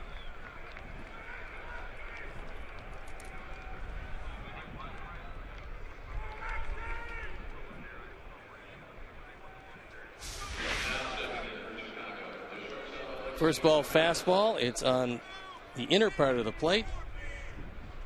And Connor turns it around. So another scoring opportunity.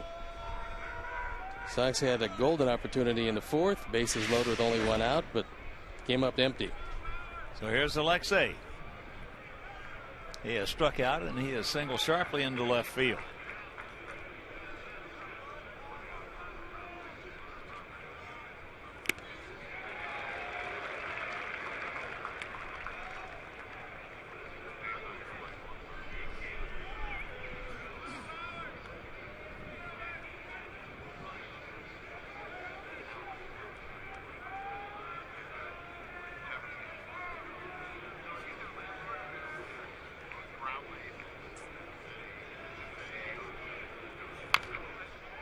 Very quickly, the count 0-2.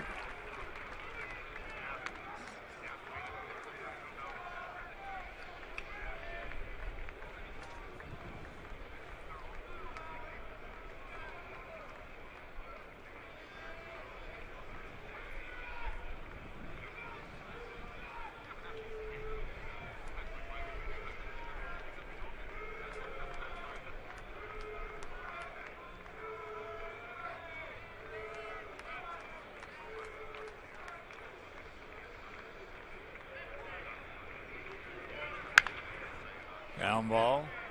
Going to go to first. You got Alexei, but Adam scores, and it's a 4-1 ball game. RBI number 5 for Ramirez. An athlete's defined by the desire to be active and continue doing the things he loves. Visit Athletico.com and start defining your pain-free inner athlete today. Athletico, the official physical therapy provider of the Chicago White Sox. Athletico, better for everybody. So here's Jebby Shuck. He's 0 for 2 twice. He has popped up to Chisenhall at third. Once with the bases loaded and 1 out.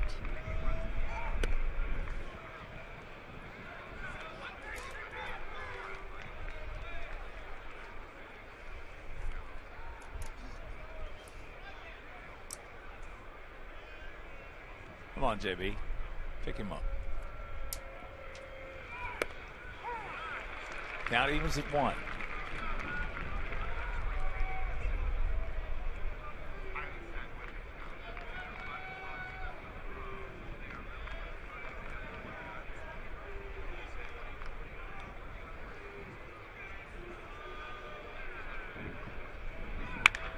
He will, right between the wickets.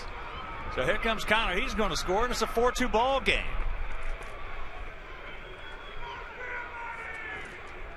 Ron Culpa did a good job of getting out of the way of that one. I guess he did. He better have got out of the way of it. That was a rocket back up the middle. Looked like a slider. Stayed over the middle of the plate. And Culpa up and over. Yeah, that could have been a little testy. So here's Soto, 0 for 2 with a couple of punch outs.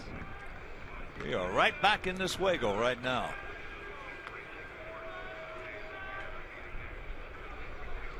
Looked like the Tribe bullpen up and going.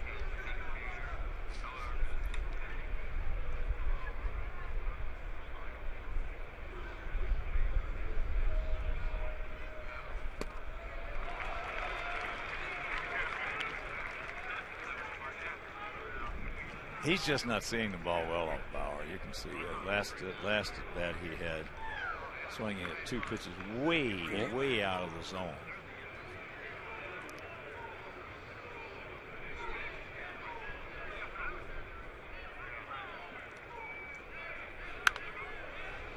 Got a good pass on that one. Upset with himself as he should be that he didn't put it in play. 4-7-0 for the Indians, 2-4-1 for our Sox.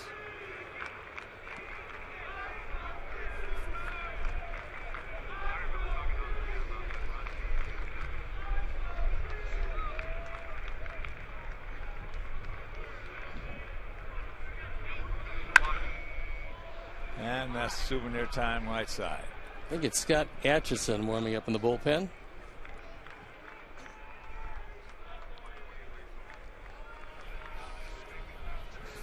That's who it is for the Tribe.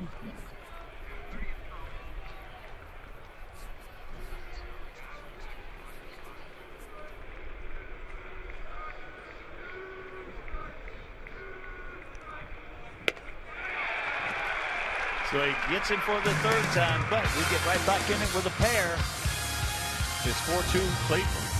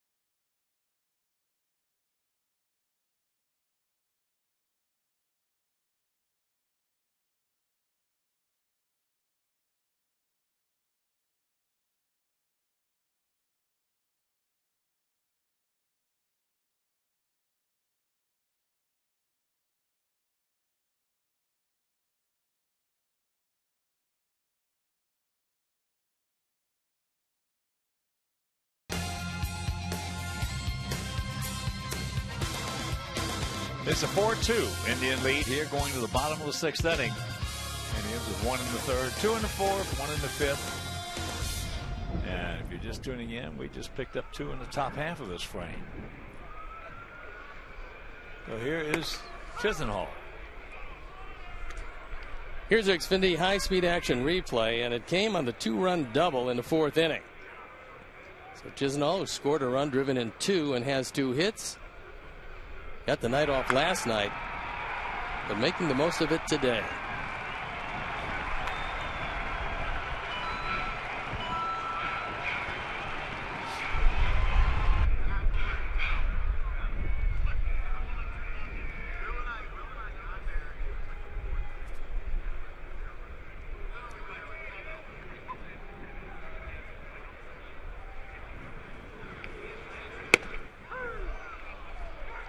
He gone.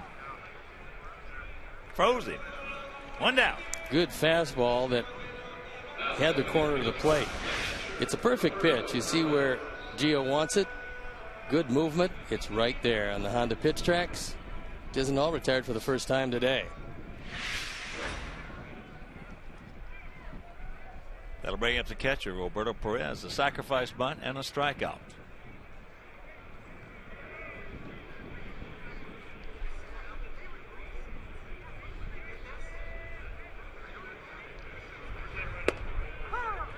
First pitch strike.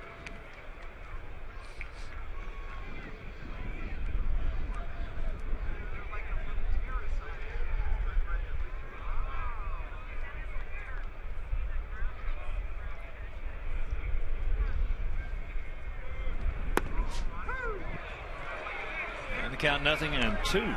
Hitting coach Ty Van Berkeley worked with Perez, who was always known as a good defender, but not much with the bat. He worked on lowering the leg kick and trying to get the coordination with his hands coming through because he was late on most everything. But these days, Roberto's actually hitting the ball with some authority.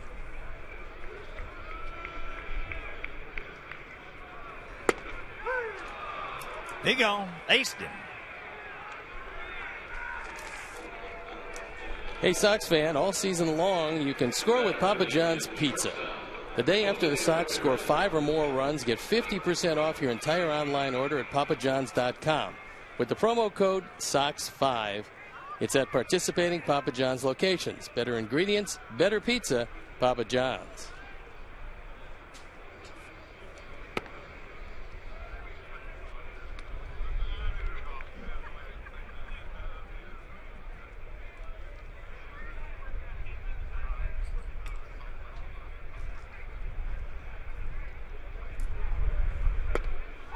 That strike evens count at 1 to Jose Ramirez, who has a sacrifice bunt and a grounder to 3rd.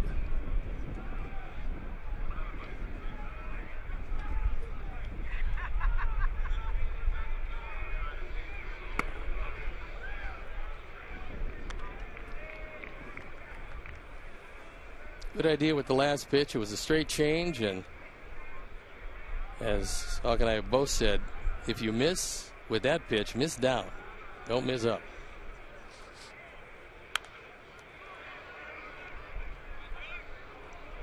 Two balls, 2 strikes, 2 out.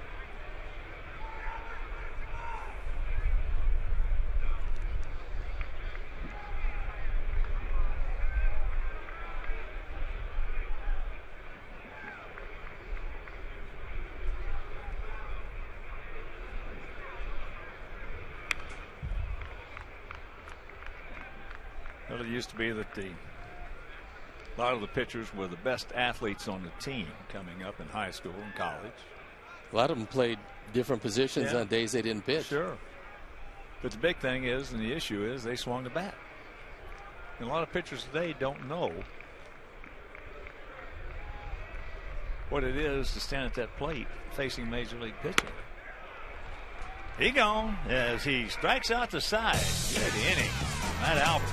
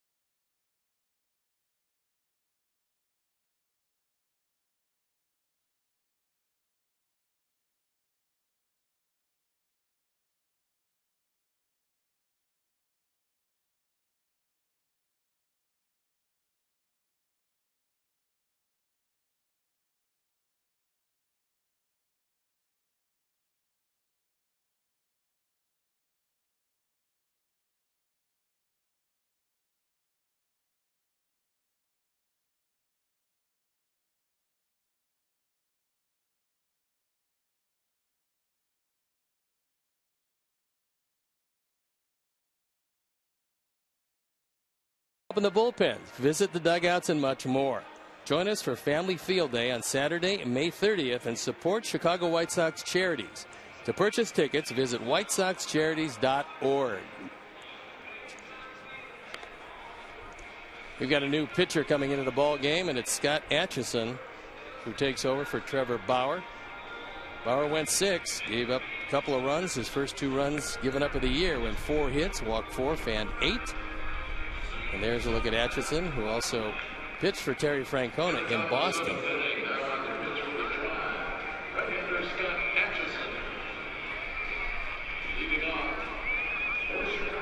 Last year set career highs in appearances, in innings, and in strikeouts. So he was pretty durable.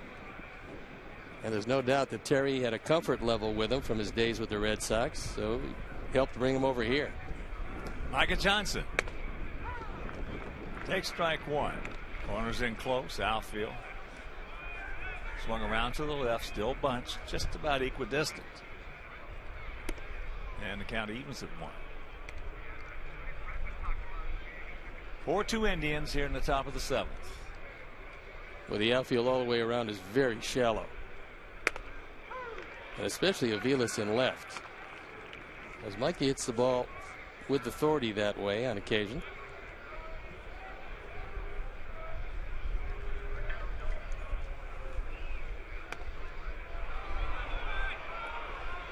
Umpires in the stands wanted that one, but it was well off the corner.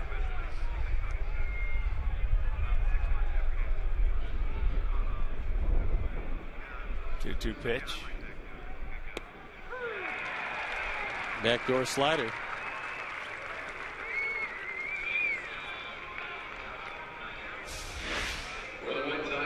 You see where Perez wants it. He's sitting on the outside corner. And pretty much that's exactly where Atchison throws it. Yeah, when that pitcher fills that mid up, without the catch having to move it, most of the time he's going to get it. That was perfect pitch. And good catchers, they can get you a couple inches off the outside corner by putting just the edge of the glove on the corner, which means a good 3-4 inches of that pocket is out of the zone. But if you hit it, just about every umpire is going to call it. And there's a lot of catchers better than others at that. Adam 0 for 3.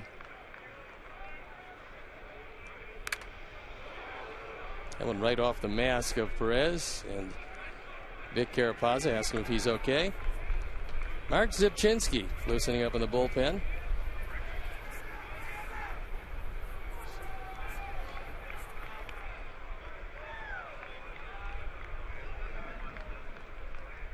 Adam is lined hard to third, going out to right, and grounded to first. 2-2. Dan Jennings is loosening up in the Sox pen. He had a very impressive inning in relief of Quintana last night.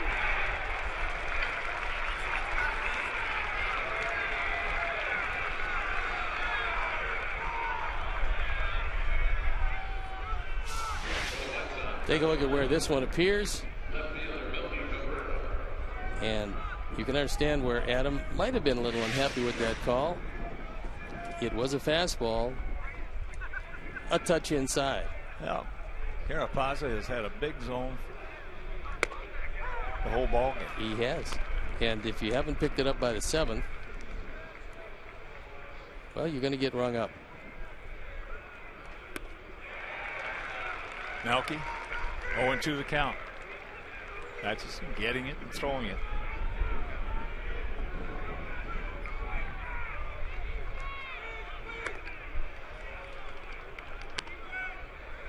Up until this point, the Sox have been a very difficult club to strike out. They were second in the major leagues in fewest strikeouts, but 10 of them today. That make that 11. 7th inning stretch. We trail it by 2.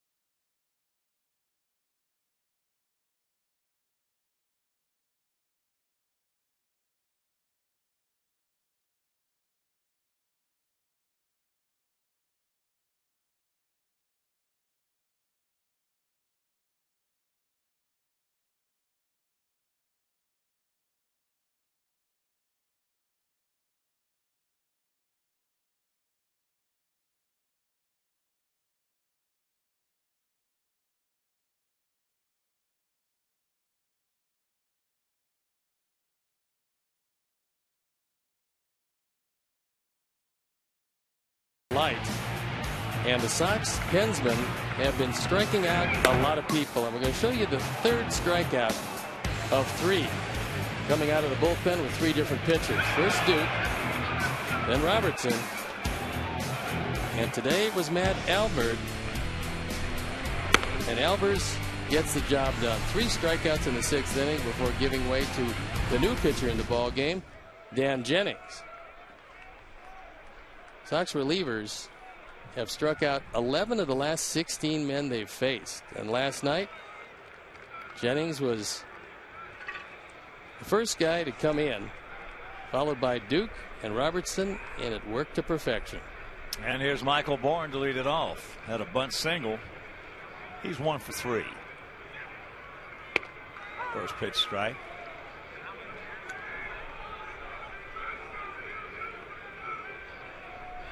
Just joining us, Indians 1 in the 3rd, 2 in the 4th, 1 in the 5th. We scored our 2 in the 6th.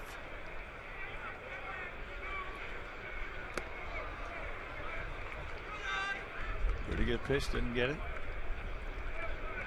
And the count 1-1.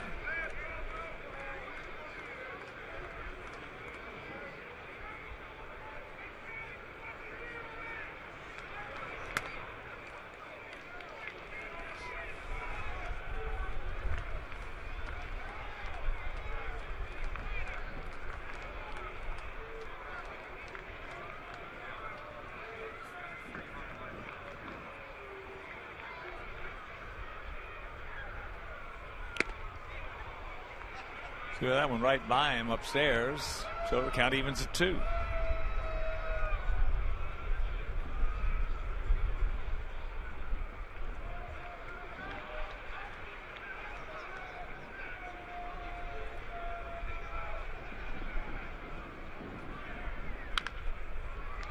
And that's a chop foul.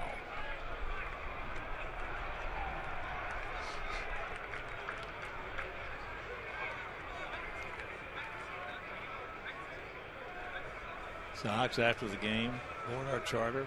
Short little jump over to Detroit. Off day tomorrow. He did not go. Then on Friday, Jeff Samardzija against David Price. We'll have a game for you right here on Comcast Sportsnet. On Saturday, all these are day games. All these are 1:10 Central starts. Saturday, Chris Sale against Anibal Sanchez. And that game will be over WGN.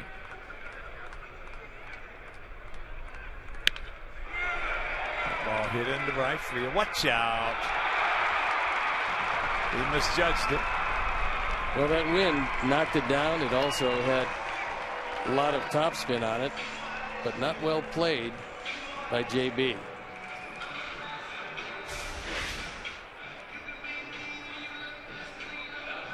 He gets a hold of one, hits it hard, but it was right at Shuck, who went back, and by the time he could right the ship, it just sunk in front of him.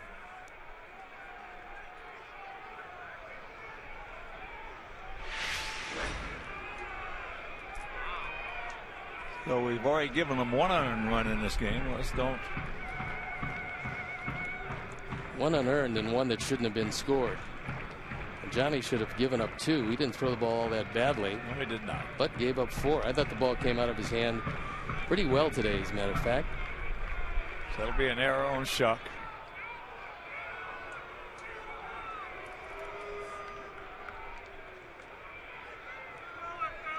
I had it down as a base hit, a double, but even though he misplayed it.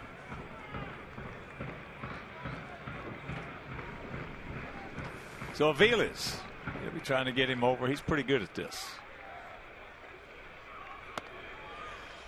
Takes the bunt, takes the ball. But in the finale of that Tiger series on Sunday, we have not announced who's going to start for us, and for them it'll be the big right-hander Shane Green, who is 2-0 with a 0.00 ERA.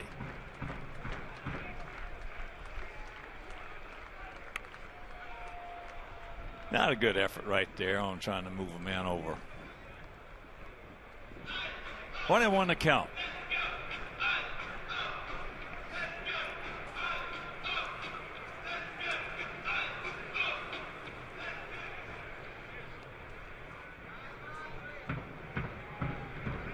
especially with the speed of Bourne, you don't have to make the perfect bunt. And you get your choice. You can bunt it to third base. You don't have to drag it that way, or you can just push it right at Micah Johnson. Either way, Bourne's going to wind up at third if you can get it down.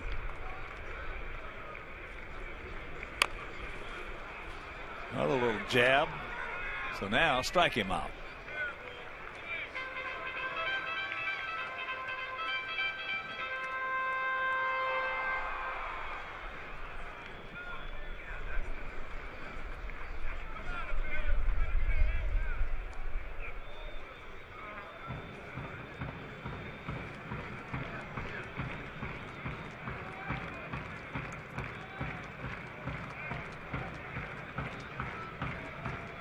Overall, this has not been a well-played game by our guys if you're just joining us. He gone. One out.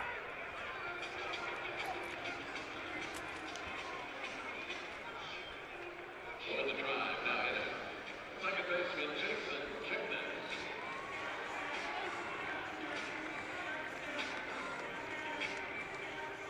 Here's Kipnis. Grounder to second. Went out deep to left field. Good play by Melky Cabrera, saving a couple of runs in the third inning. And then he walked and scored after he stole a base in the fifth.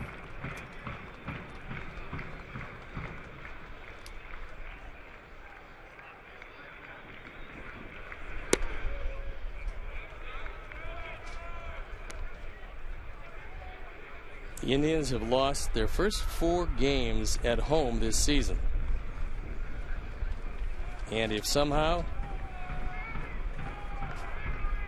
our Sox can beat them here, it'll be the first time they went 0-5 at home since 1902 when they were the Cleveland Broncos. That strike evens the count of 1.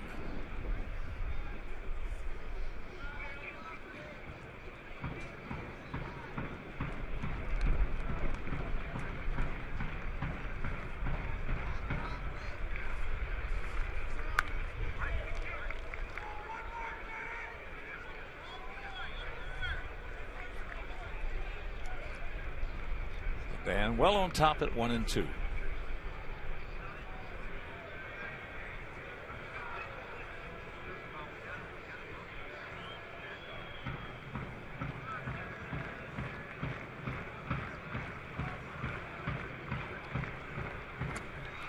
He gone. 2 down.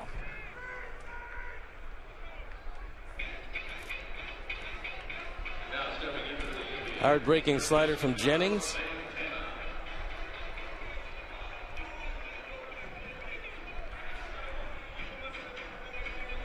He's got a tough customer. Try to wend his way around to get out of his inning. Carlos Santana.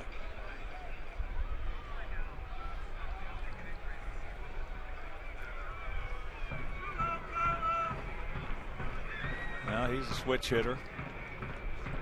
And you got Jerry Sands on deck. 7th inning. And a 2-run ball game with first base open. Takes it right there for strike 1.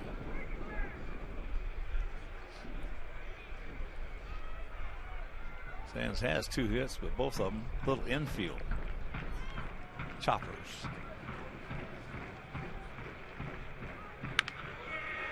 Oh, nice play by Jose. My goodness, beautiful. And that'll retire the side. We'll go to the 8th. It is 4-2 Indians.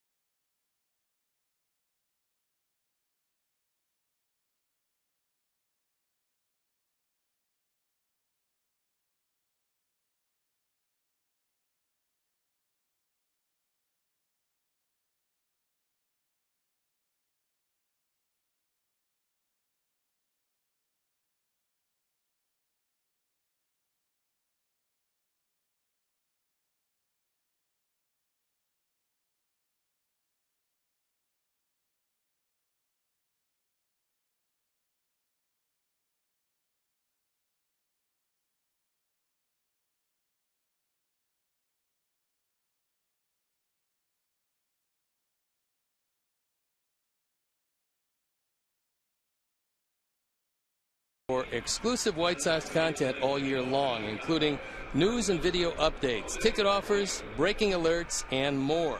Visit whitesox.com/blacklist to register today.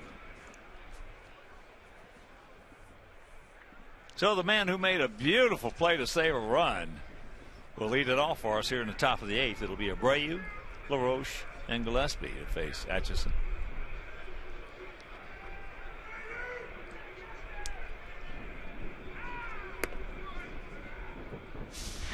What an effort by Abreu at first. This ball slicing off the end of the bat. That's a huge insurance run, not allowed to score, courtesy of the big man at first. And Mark Zipchinski continues to throw in the bullpen. You would think he would come in the ball game to face LaRoche. And Gillespie due up. We'll see what happens with that.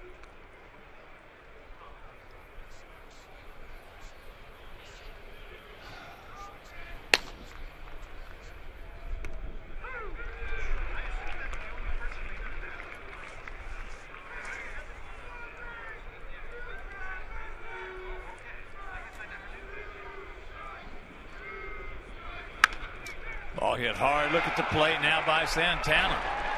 Two beautiful plays by first baseman, robbing each other of a base hit. Well, if turnabout is fair play, they both were outstanding efforts.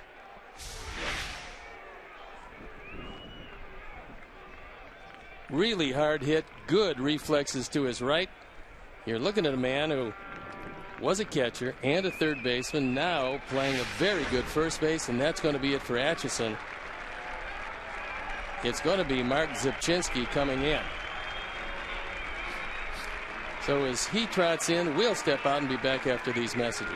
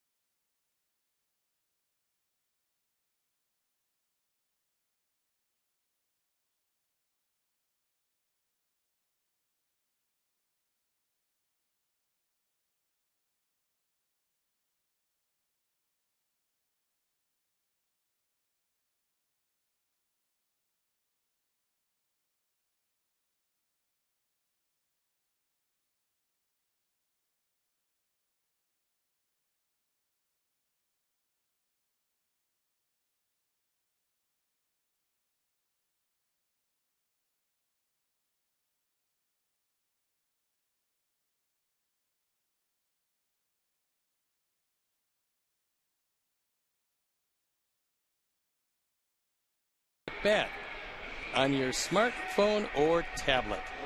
Wherever you are, MLB.com, game of the day, in-game highlights, live look-ins, replay previews, radio broadcasts, and much more. Browse the app's new features, including StatCast tracking videos and bilingual access for Spanish-speaking fans. Download MLB.com at bat, the #1 app for live baseball. And Mark Zipchinski comes into the ball game. He's our Honda call to the pen. Very durable left-hander. Adam goes through it. 0-1 to count. Adam has walked 3 times in this ball game. He's on for the 4th time. Things haven't gone all that well, but last year is awfully tough. 73 appearances, a 2.74 ERA. He was a mainstay from the left side in the pen. And 3 guesses to what his nickname is. I would guess eye chart. That's a good guess. but that's not it. Okay.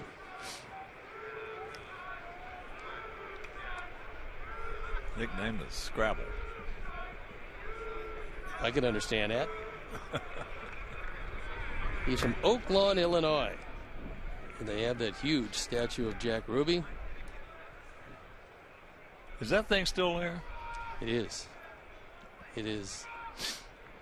Teeth are not great, but the statue is looking good. Zipchinski last year allowed only 19.3% of the runners he inherited to score. That's pretty impressive. Only 11 of 57 inherited runners scored. That's top foul. So the count hangs at 1-2. 4-7-0 for them. 2-4 and 2 for us. Both teams have stranded 6. But as I said, this has not been a well played game by our guys.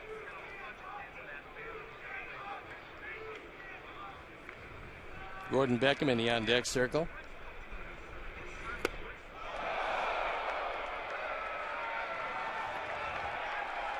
One out.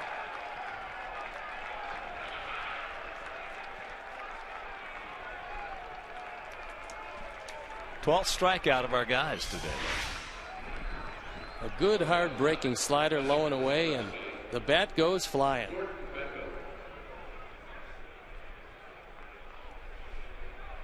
So Gordon Beckham has come out to hit, and here comes Francona. He will go hitter to hitter.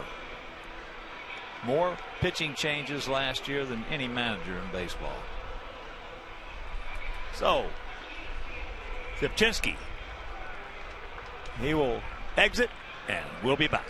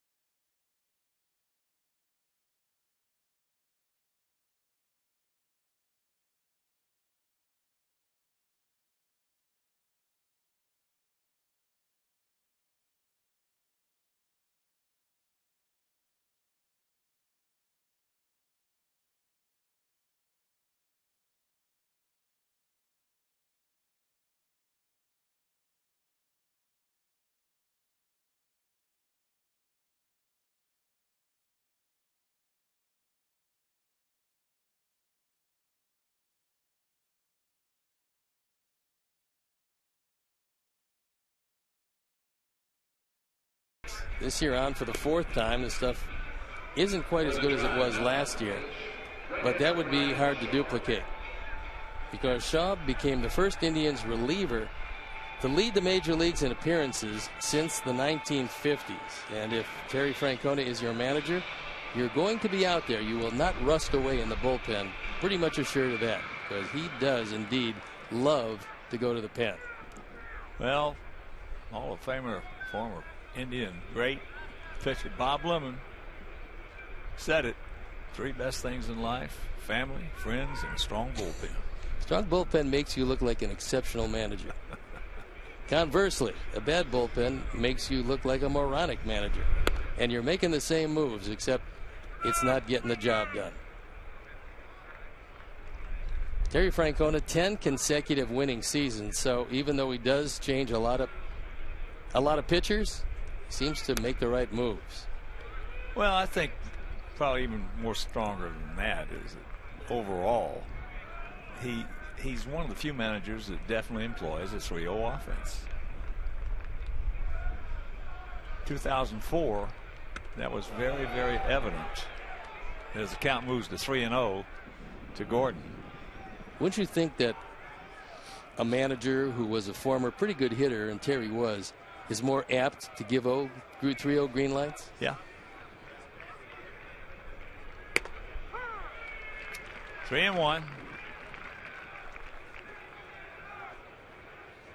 Shaw came over from the Diamondbacks in the same deal where they acquired Trevor Bauer, who is the pitcher of record today.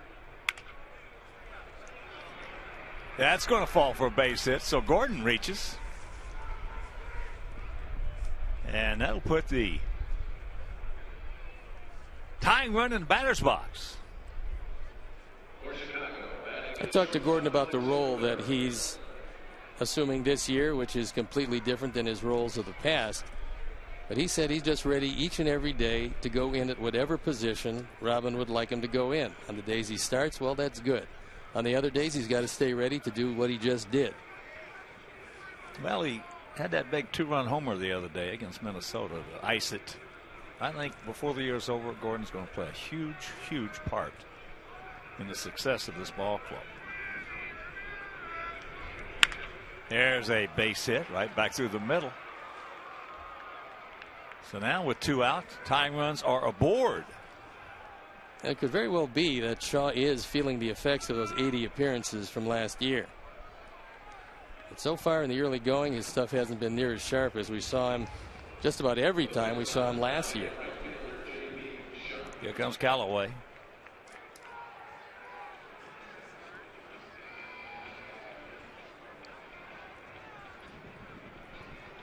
Mickey Callaway was actually recommended for the job of Cleveland pitching coach by John Farrell. Of course, Farrell was an excellent pitching coach in his day, was a front office executive, now the manager of the Boston Red Sox. And when you get the recommendation of a guy that is highly respected, as highly respected as John Farrell is, more times than not, you're going to get the job. And it's worked really well for the Indians, as Mickey has done a great job with both the starters and relievers. And they've certainly bought into his program, as the Sox pitchers have bought into the program of Don Cooper. So here's J.B. Shuck. Had a big 2-out RBI single in the 6th. Takes first pitch strike. One swing of the bat right here, J.B. One time, buddy. Give him a thrill. They're playing awfully shallow all the way around. You can understand it in right and center field. Not so much in left field.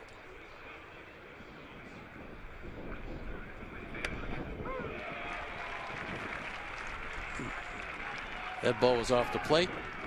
Called a strike, and there is Cody Allen. He is the closer. Well, it's by far the biggest zone we've seen an umpire have this year. It's substantial.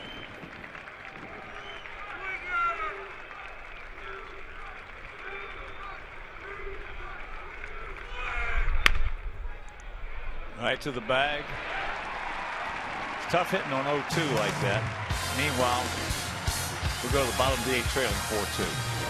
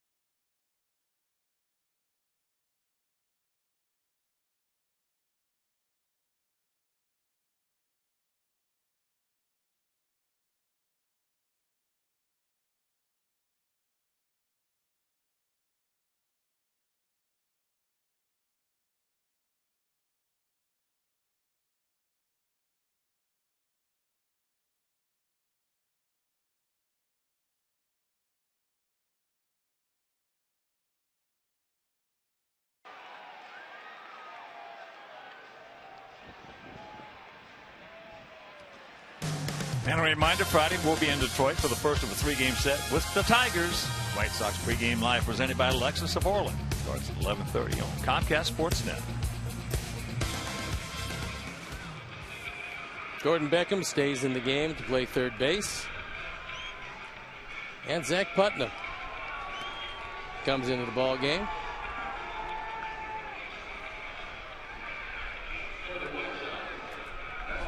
Is Danks for 4 2/3, Albers for an inning and a third, Jennings for an inning, and now Zach Putnam.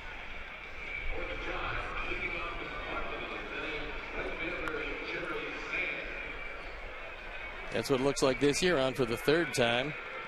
Hasn't been pretty to this point, but he has had good command of the splitter, which is his bread and butter pitch. Hopefully it comes to him today.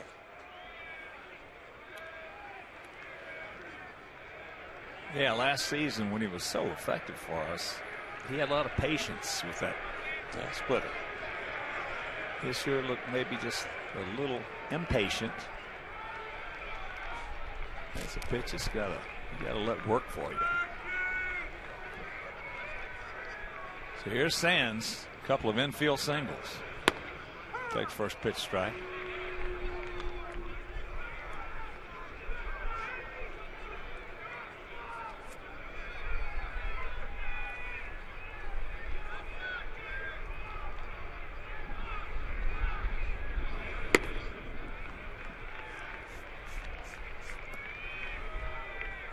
Four 7-0 for them, 2 6-2 for us. We have stranded 8. They have stranded 6. And we have not played well today.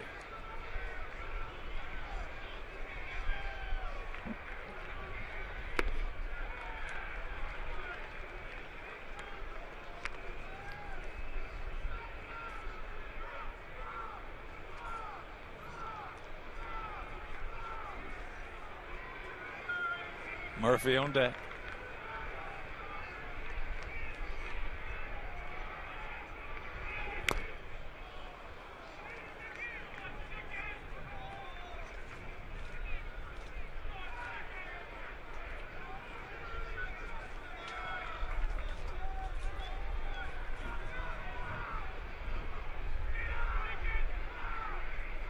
Sands, 33 home runs in 2011.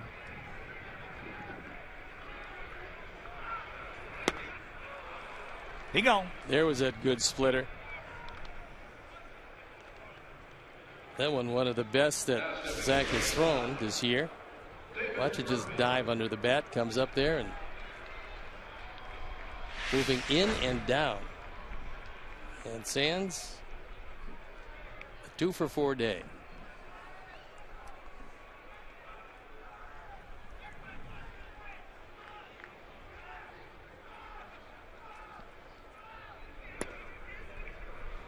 Ball 1 to Murphy. He came out in a pinch hit in the 5th inning, grounded out to end that inning. It was a costly run given up in that one on a pickoff that had Kipnis by plenty. They couldn't get him at second base, and it went as a stolen base.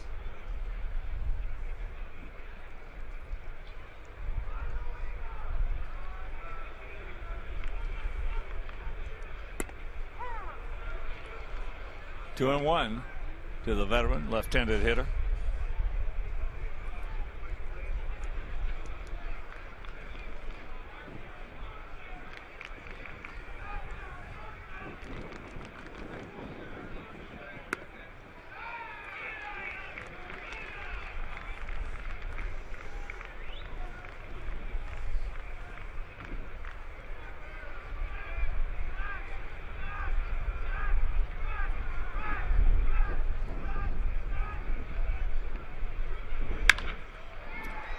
Full count, as that's a souvenir left side.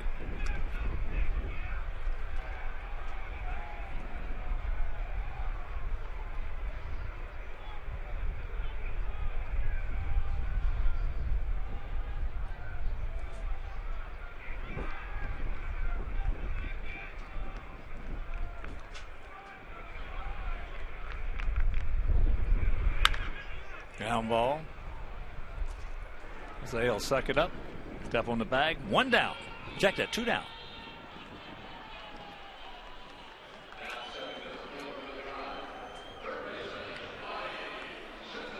So here's Chisenhall. He's one of the culprits. 2-run double in the 4th. 2 hits, a run scored. Been a big day for Chisenhall.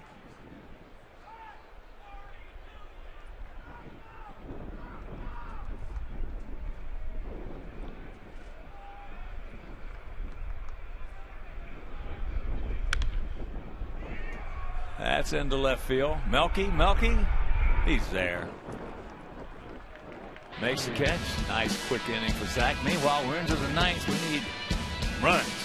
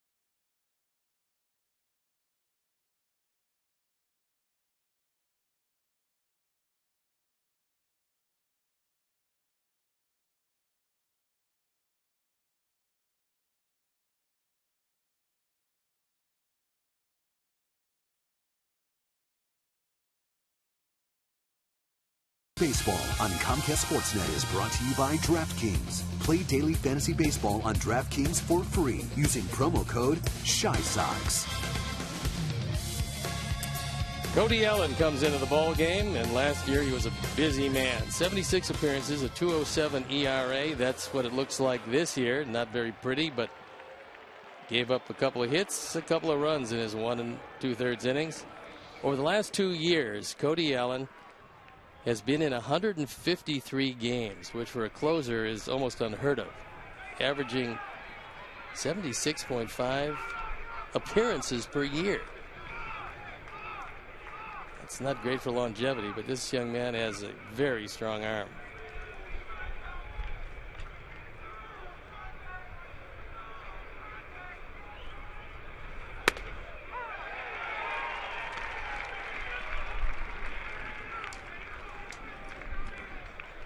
Oh, and 1 to count. Bonifacio pinch hitting for Soto.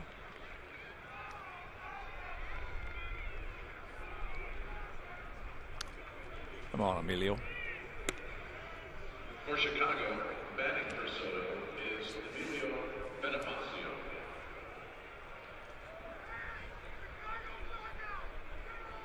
Outfield slightly to the left.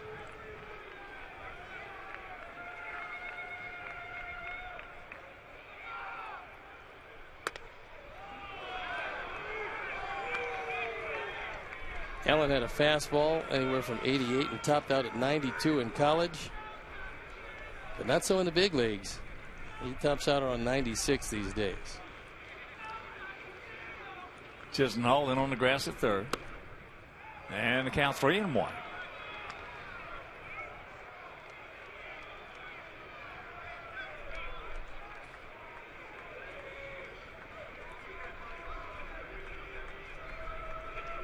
Don't help him out.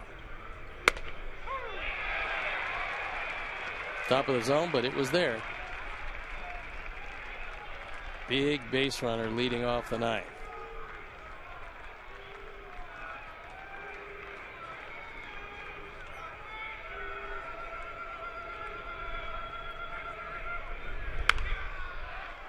Pretty good pitch by Cody, and a good job to fight it off by Bonifacio. That one moving away had the outside corner, as you can see on pitch tracks. Brought to you by Toyota.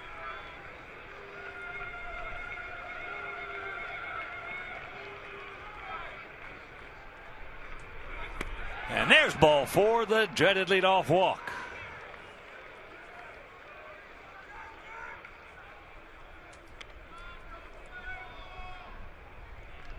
So here's Micah. Micah's walked, bounced back to the pitcher, and called out on a backdoor slider.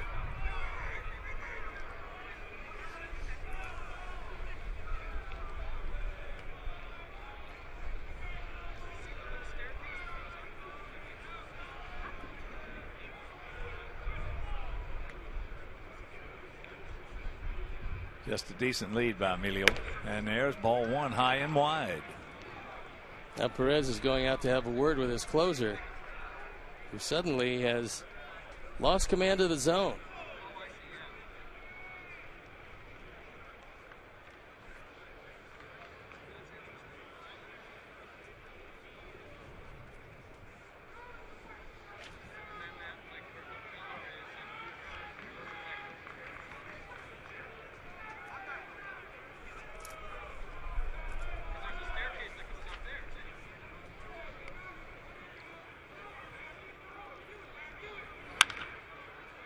That ball into left field. Get out of here. Get out of here. Kept slicing away. It will. Finally found its way into the seats. Thank goodness for the wind. Combination of that slice and that wind blew that one out of play. This one started out straight away left field and just kept on drifting. Aviles sees he's not going to have a chance. And it is another life for Micah.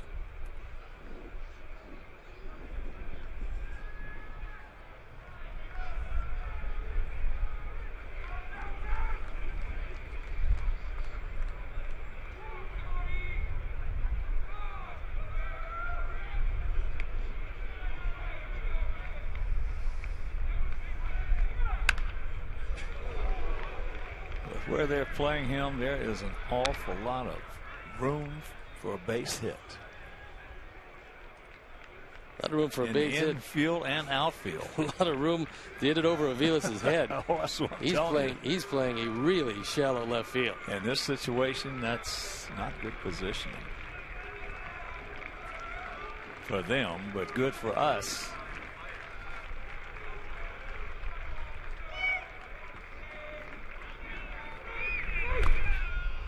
And that hit him.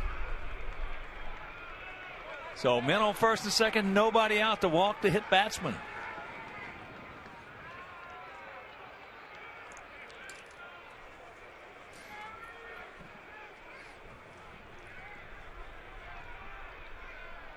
Terry Francona might want to appeal this one. Let's see. We'll slow it down. Take a look. Couldn't tell from that angle. However, Terry might come out, and I think he wants to have this one looked at.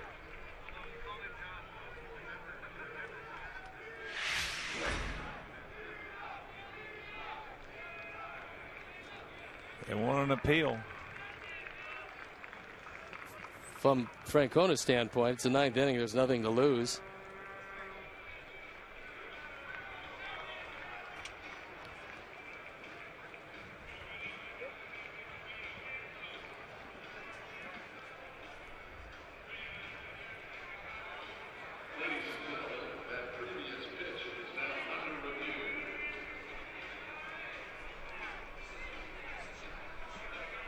So it is a challenge by Terry Francona. There was no definitive proof in that angle. We'll see what they decide in New York. But there has to be definitive proof to overturn the call. Call was he got hit.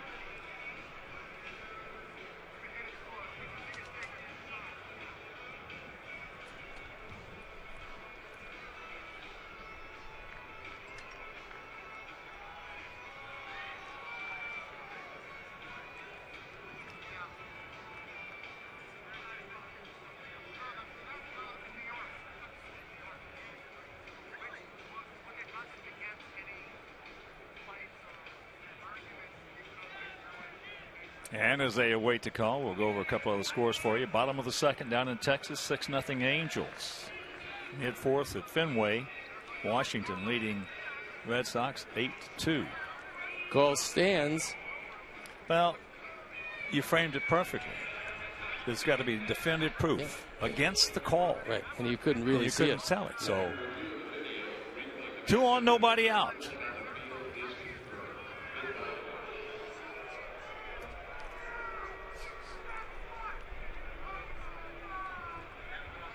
So here's Adam.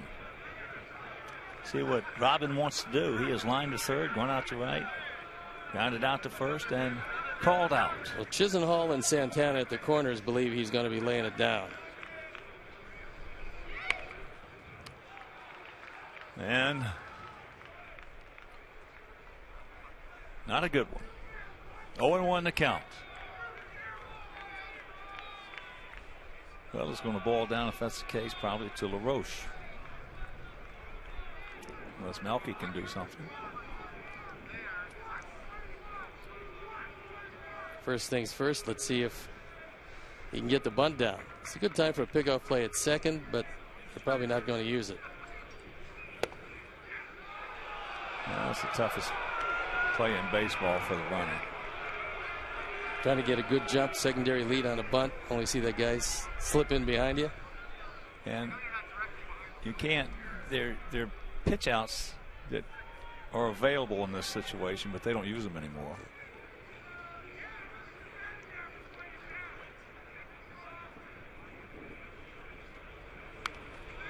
Not a good effort again. So the count 1-2. That time Adam just left the bat behind him instead of getting it out front. And that's the secret. Get in the front of the batter's box and square up. You're not thinking about a base hit.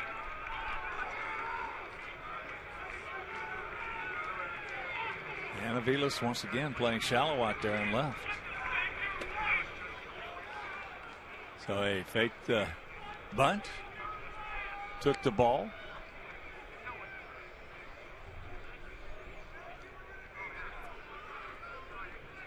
Two and two. Kind of surprising that he was squaring the bunt on that pitch. Yeah. Melky in the on deck circle looking for an opportunity.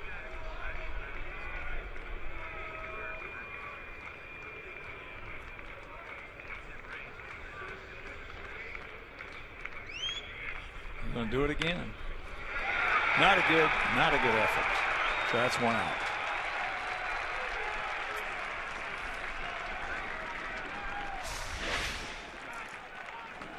Three attempts, and none of them between the lines. So here is Melky. Melky's due. He's 0 for 4.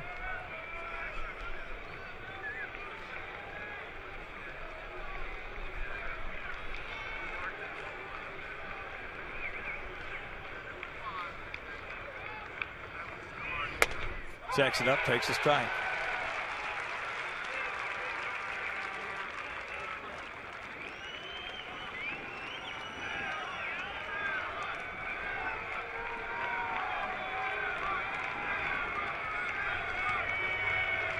Two on, one out here in the top of the ninth. We trail at 4-2. Count evens at 1.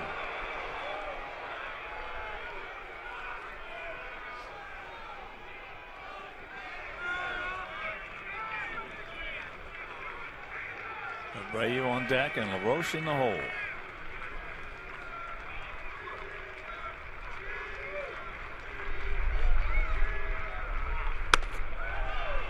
Two balls and a strike.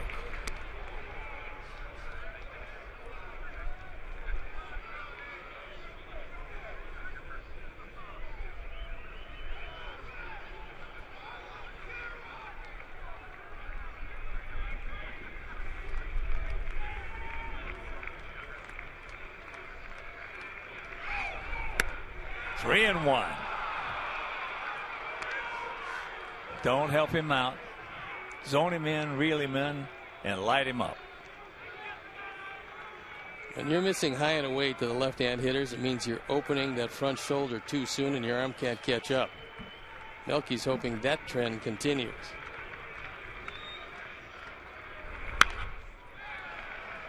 Helped him out. So a full count.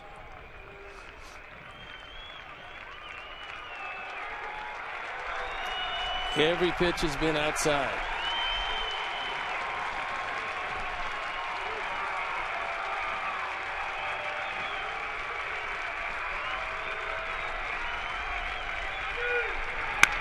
Shot.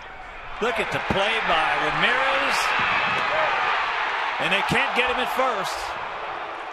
A beautiful play by Jose Ramirez. Wow. This one could turn out to be a game saver before it's over, if in fact the Indians can hold on. They're ecstatic with Ramirez defensively at shortstop. This was an outstanding effort. They almost turned two, but Melky hustling down the line beats it by an eyelash. And that sends Perez to the mound to talk with Allen about what they want to do with Jose Abreu. Tying runs aboard. Go ahead run in the batter's box.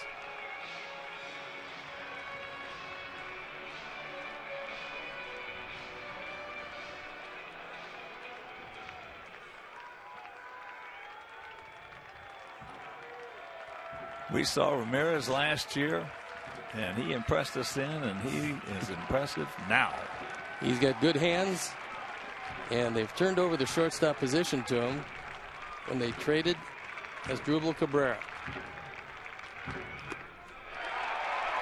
Not a good effort right there. Abreu 1 for 4. Had our first hit leading off the 4th inning.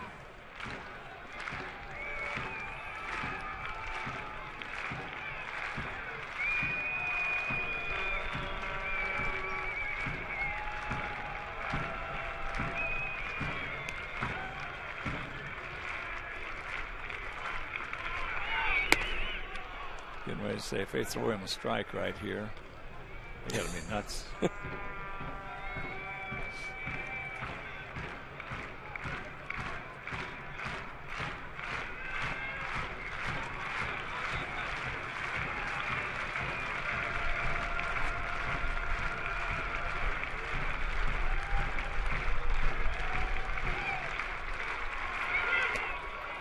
Nice block by Perez on that 54-footer. Well, that's a big play because a run scores and Melky moves into scoring position if this ball gets away.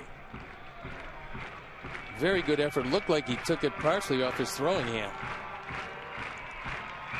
He did indeed, but he kept it in front of him and got the job done.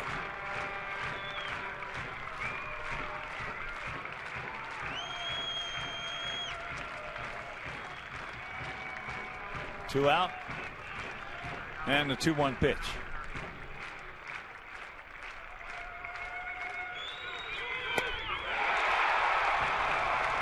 That was the one he wanted. The one in the zone. Middle in. Maybe a little higher than he would like. Allen makes a mistake.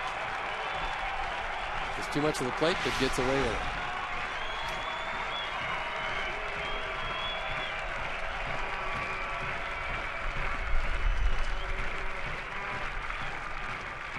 Well, he's got 2 pops here to make him chase.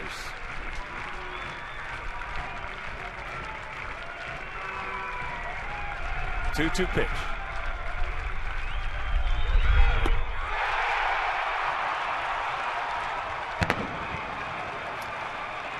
So they even the series, this brief 2-game set at a game apiece. And Steve, this is just a game that we did not play well at all.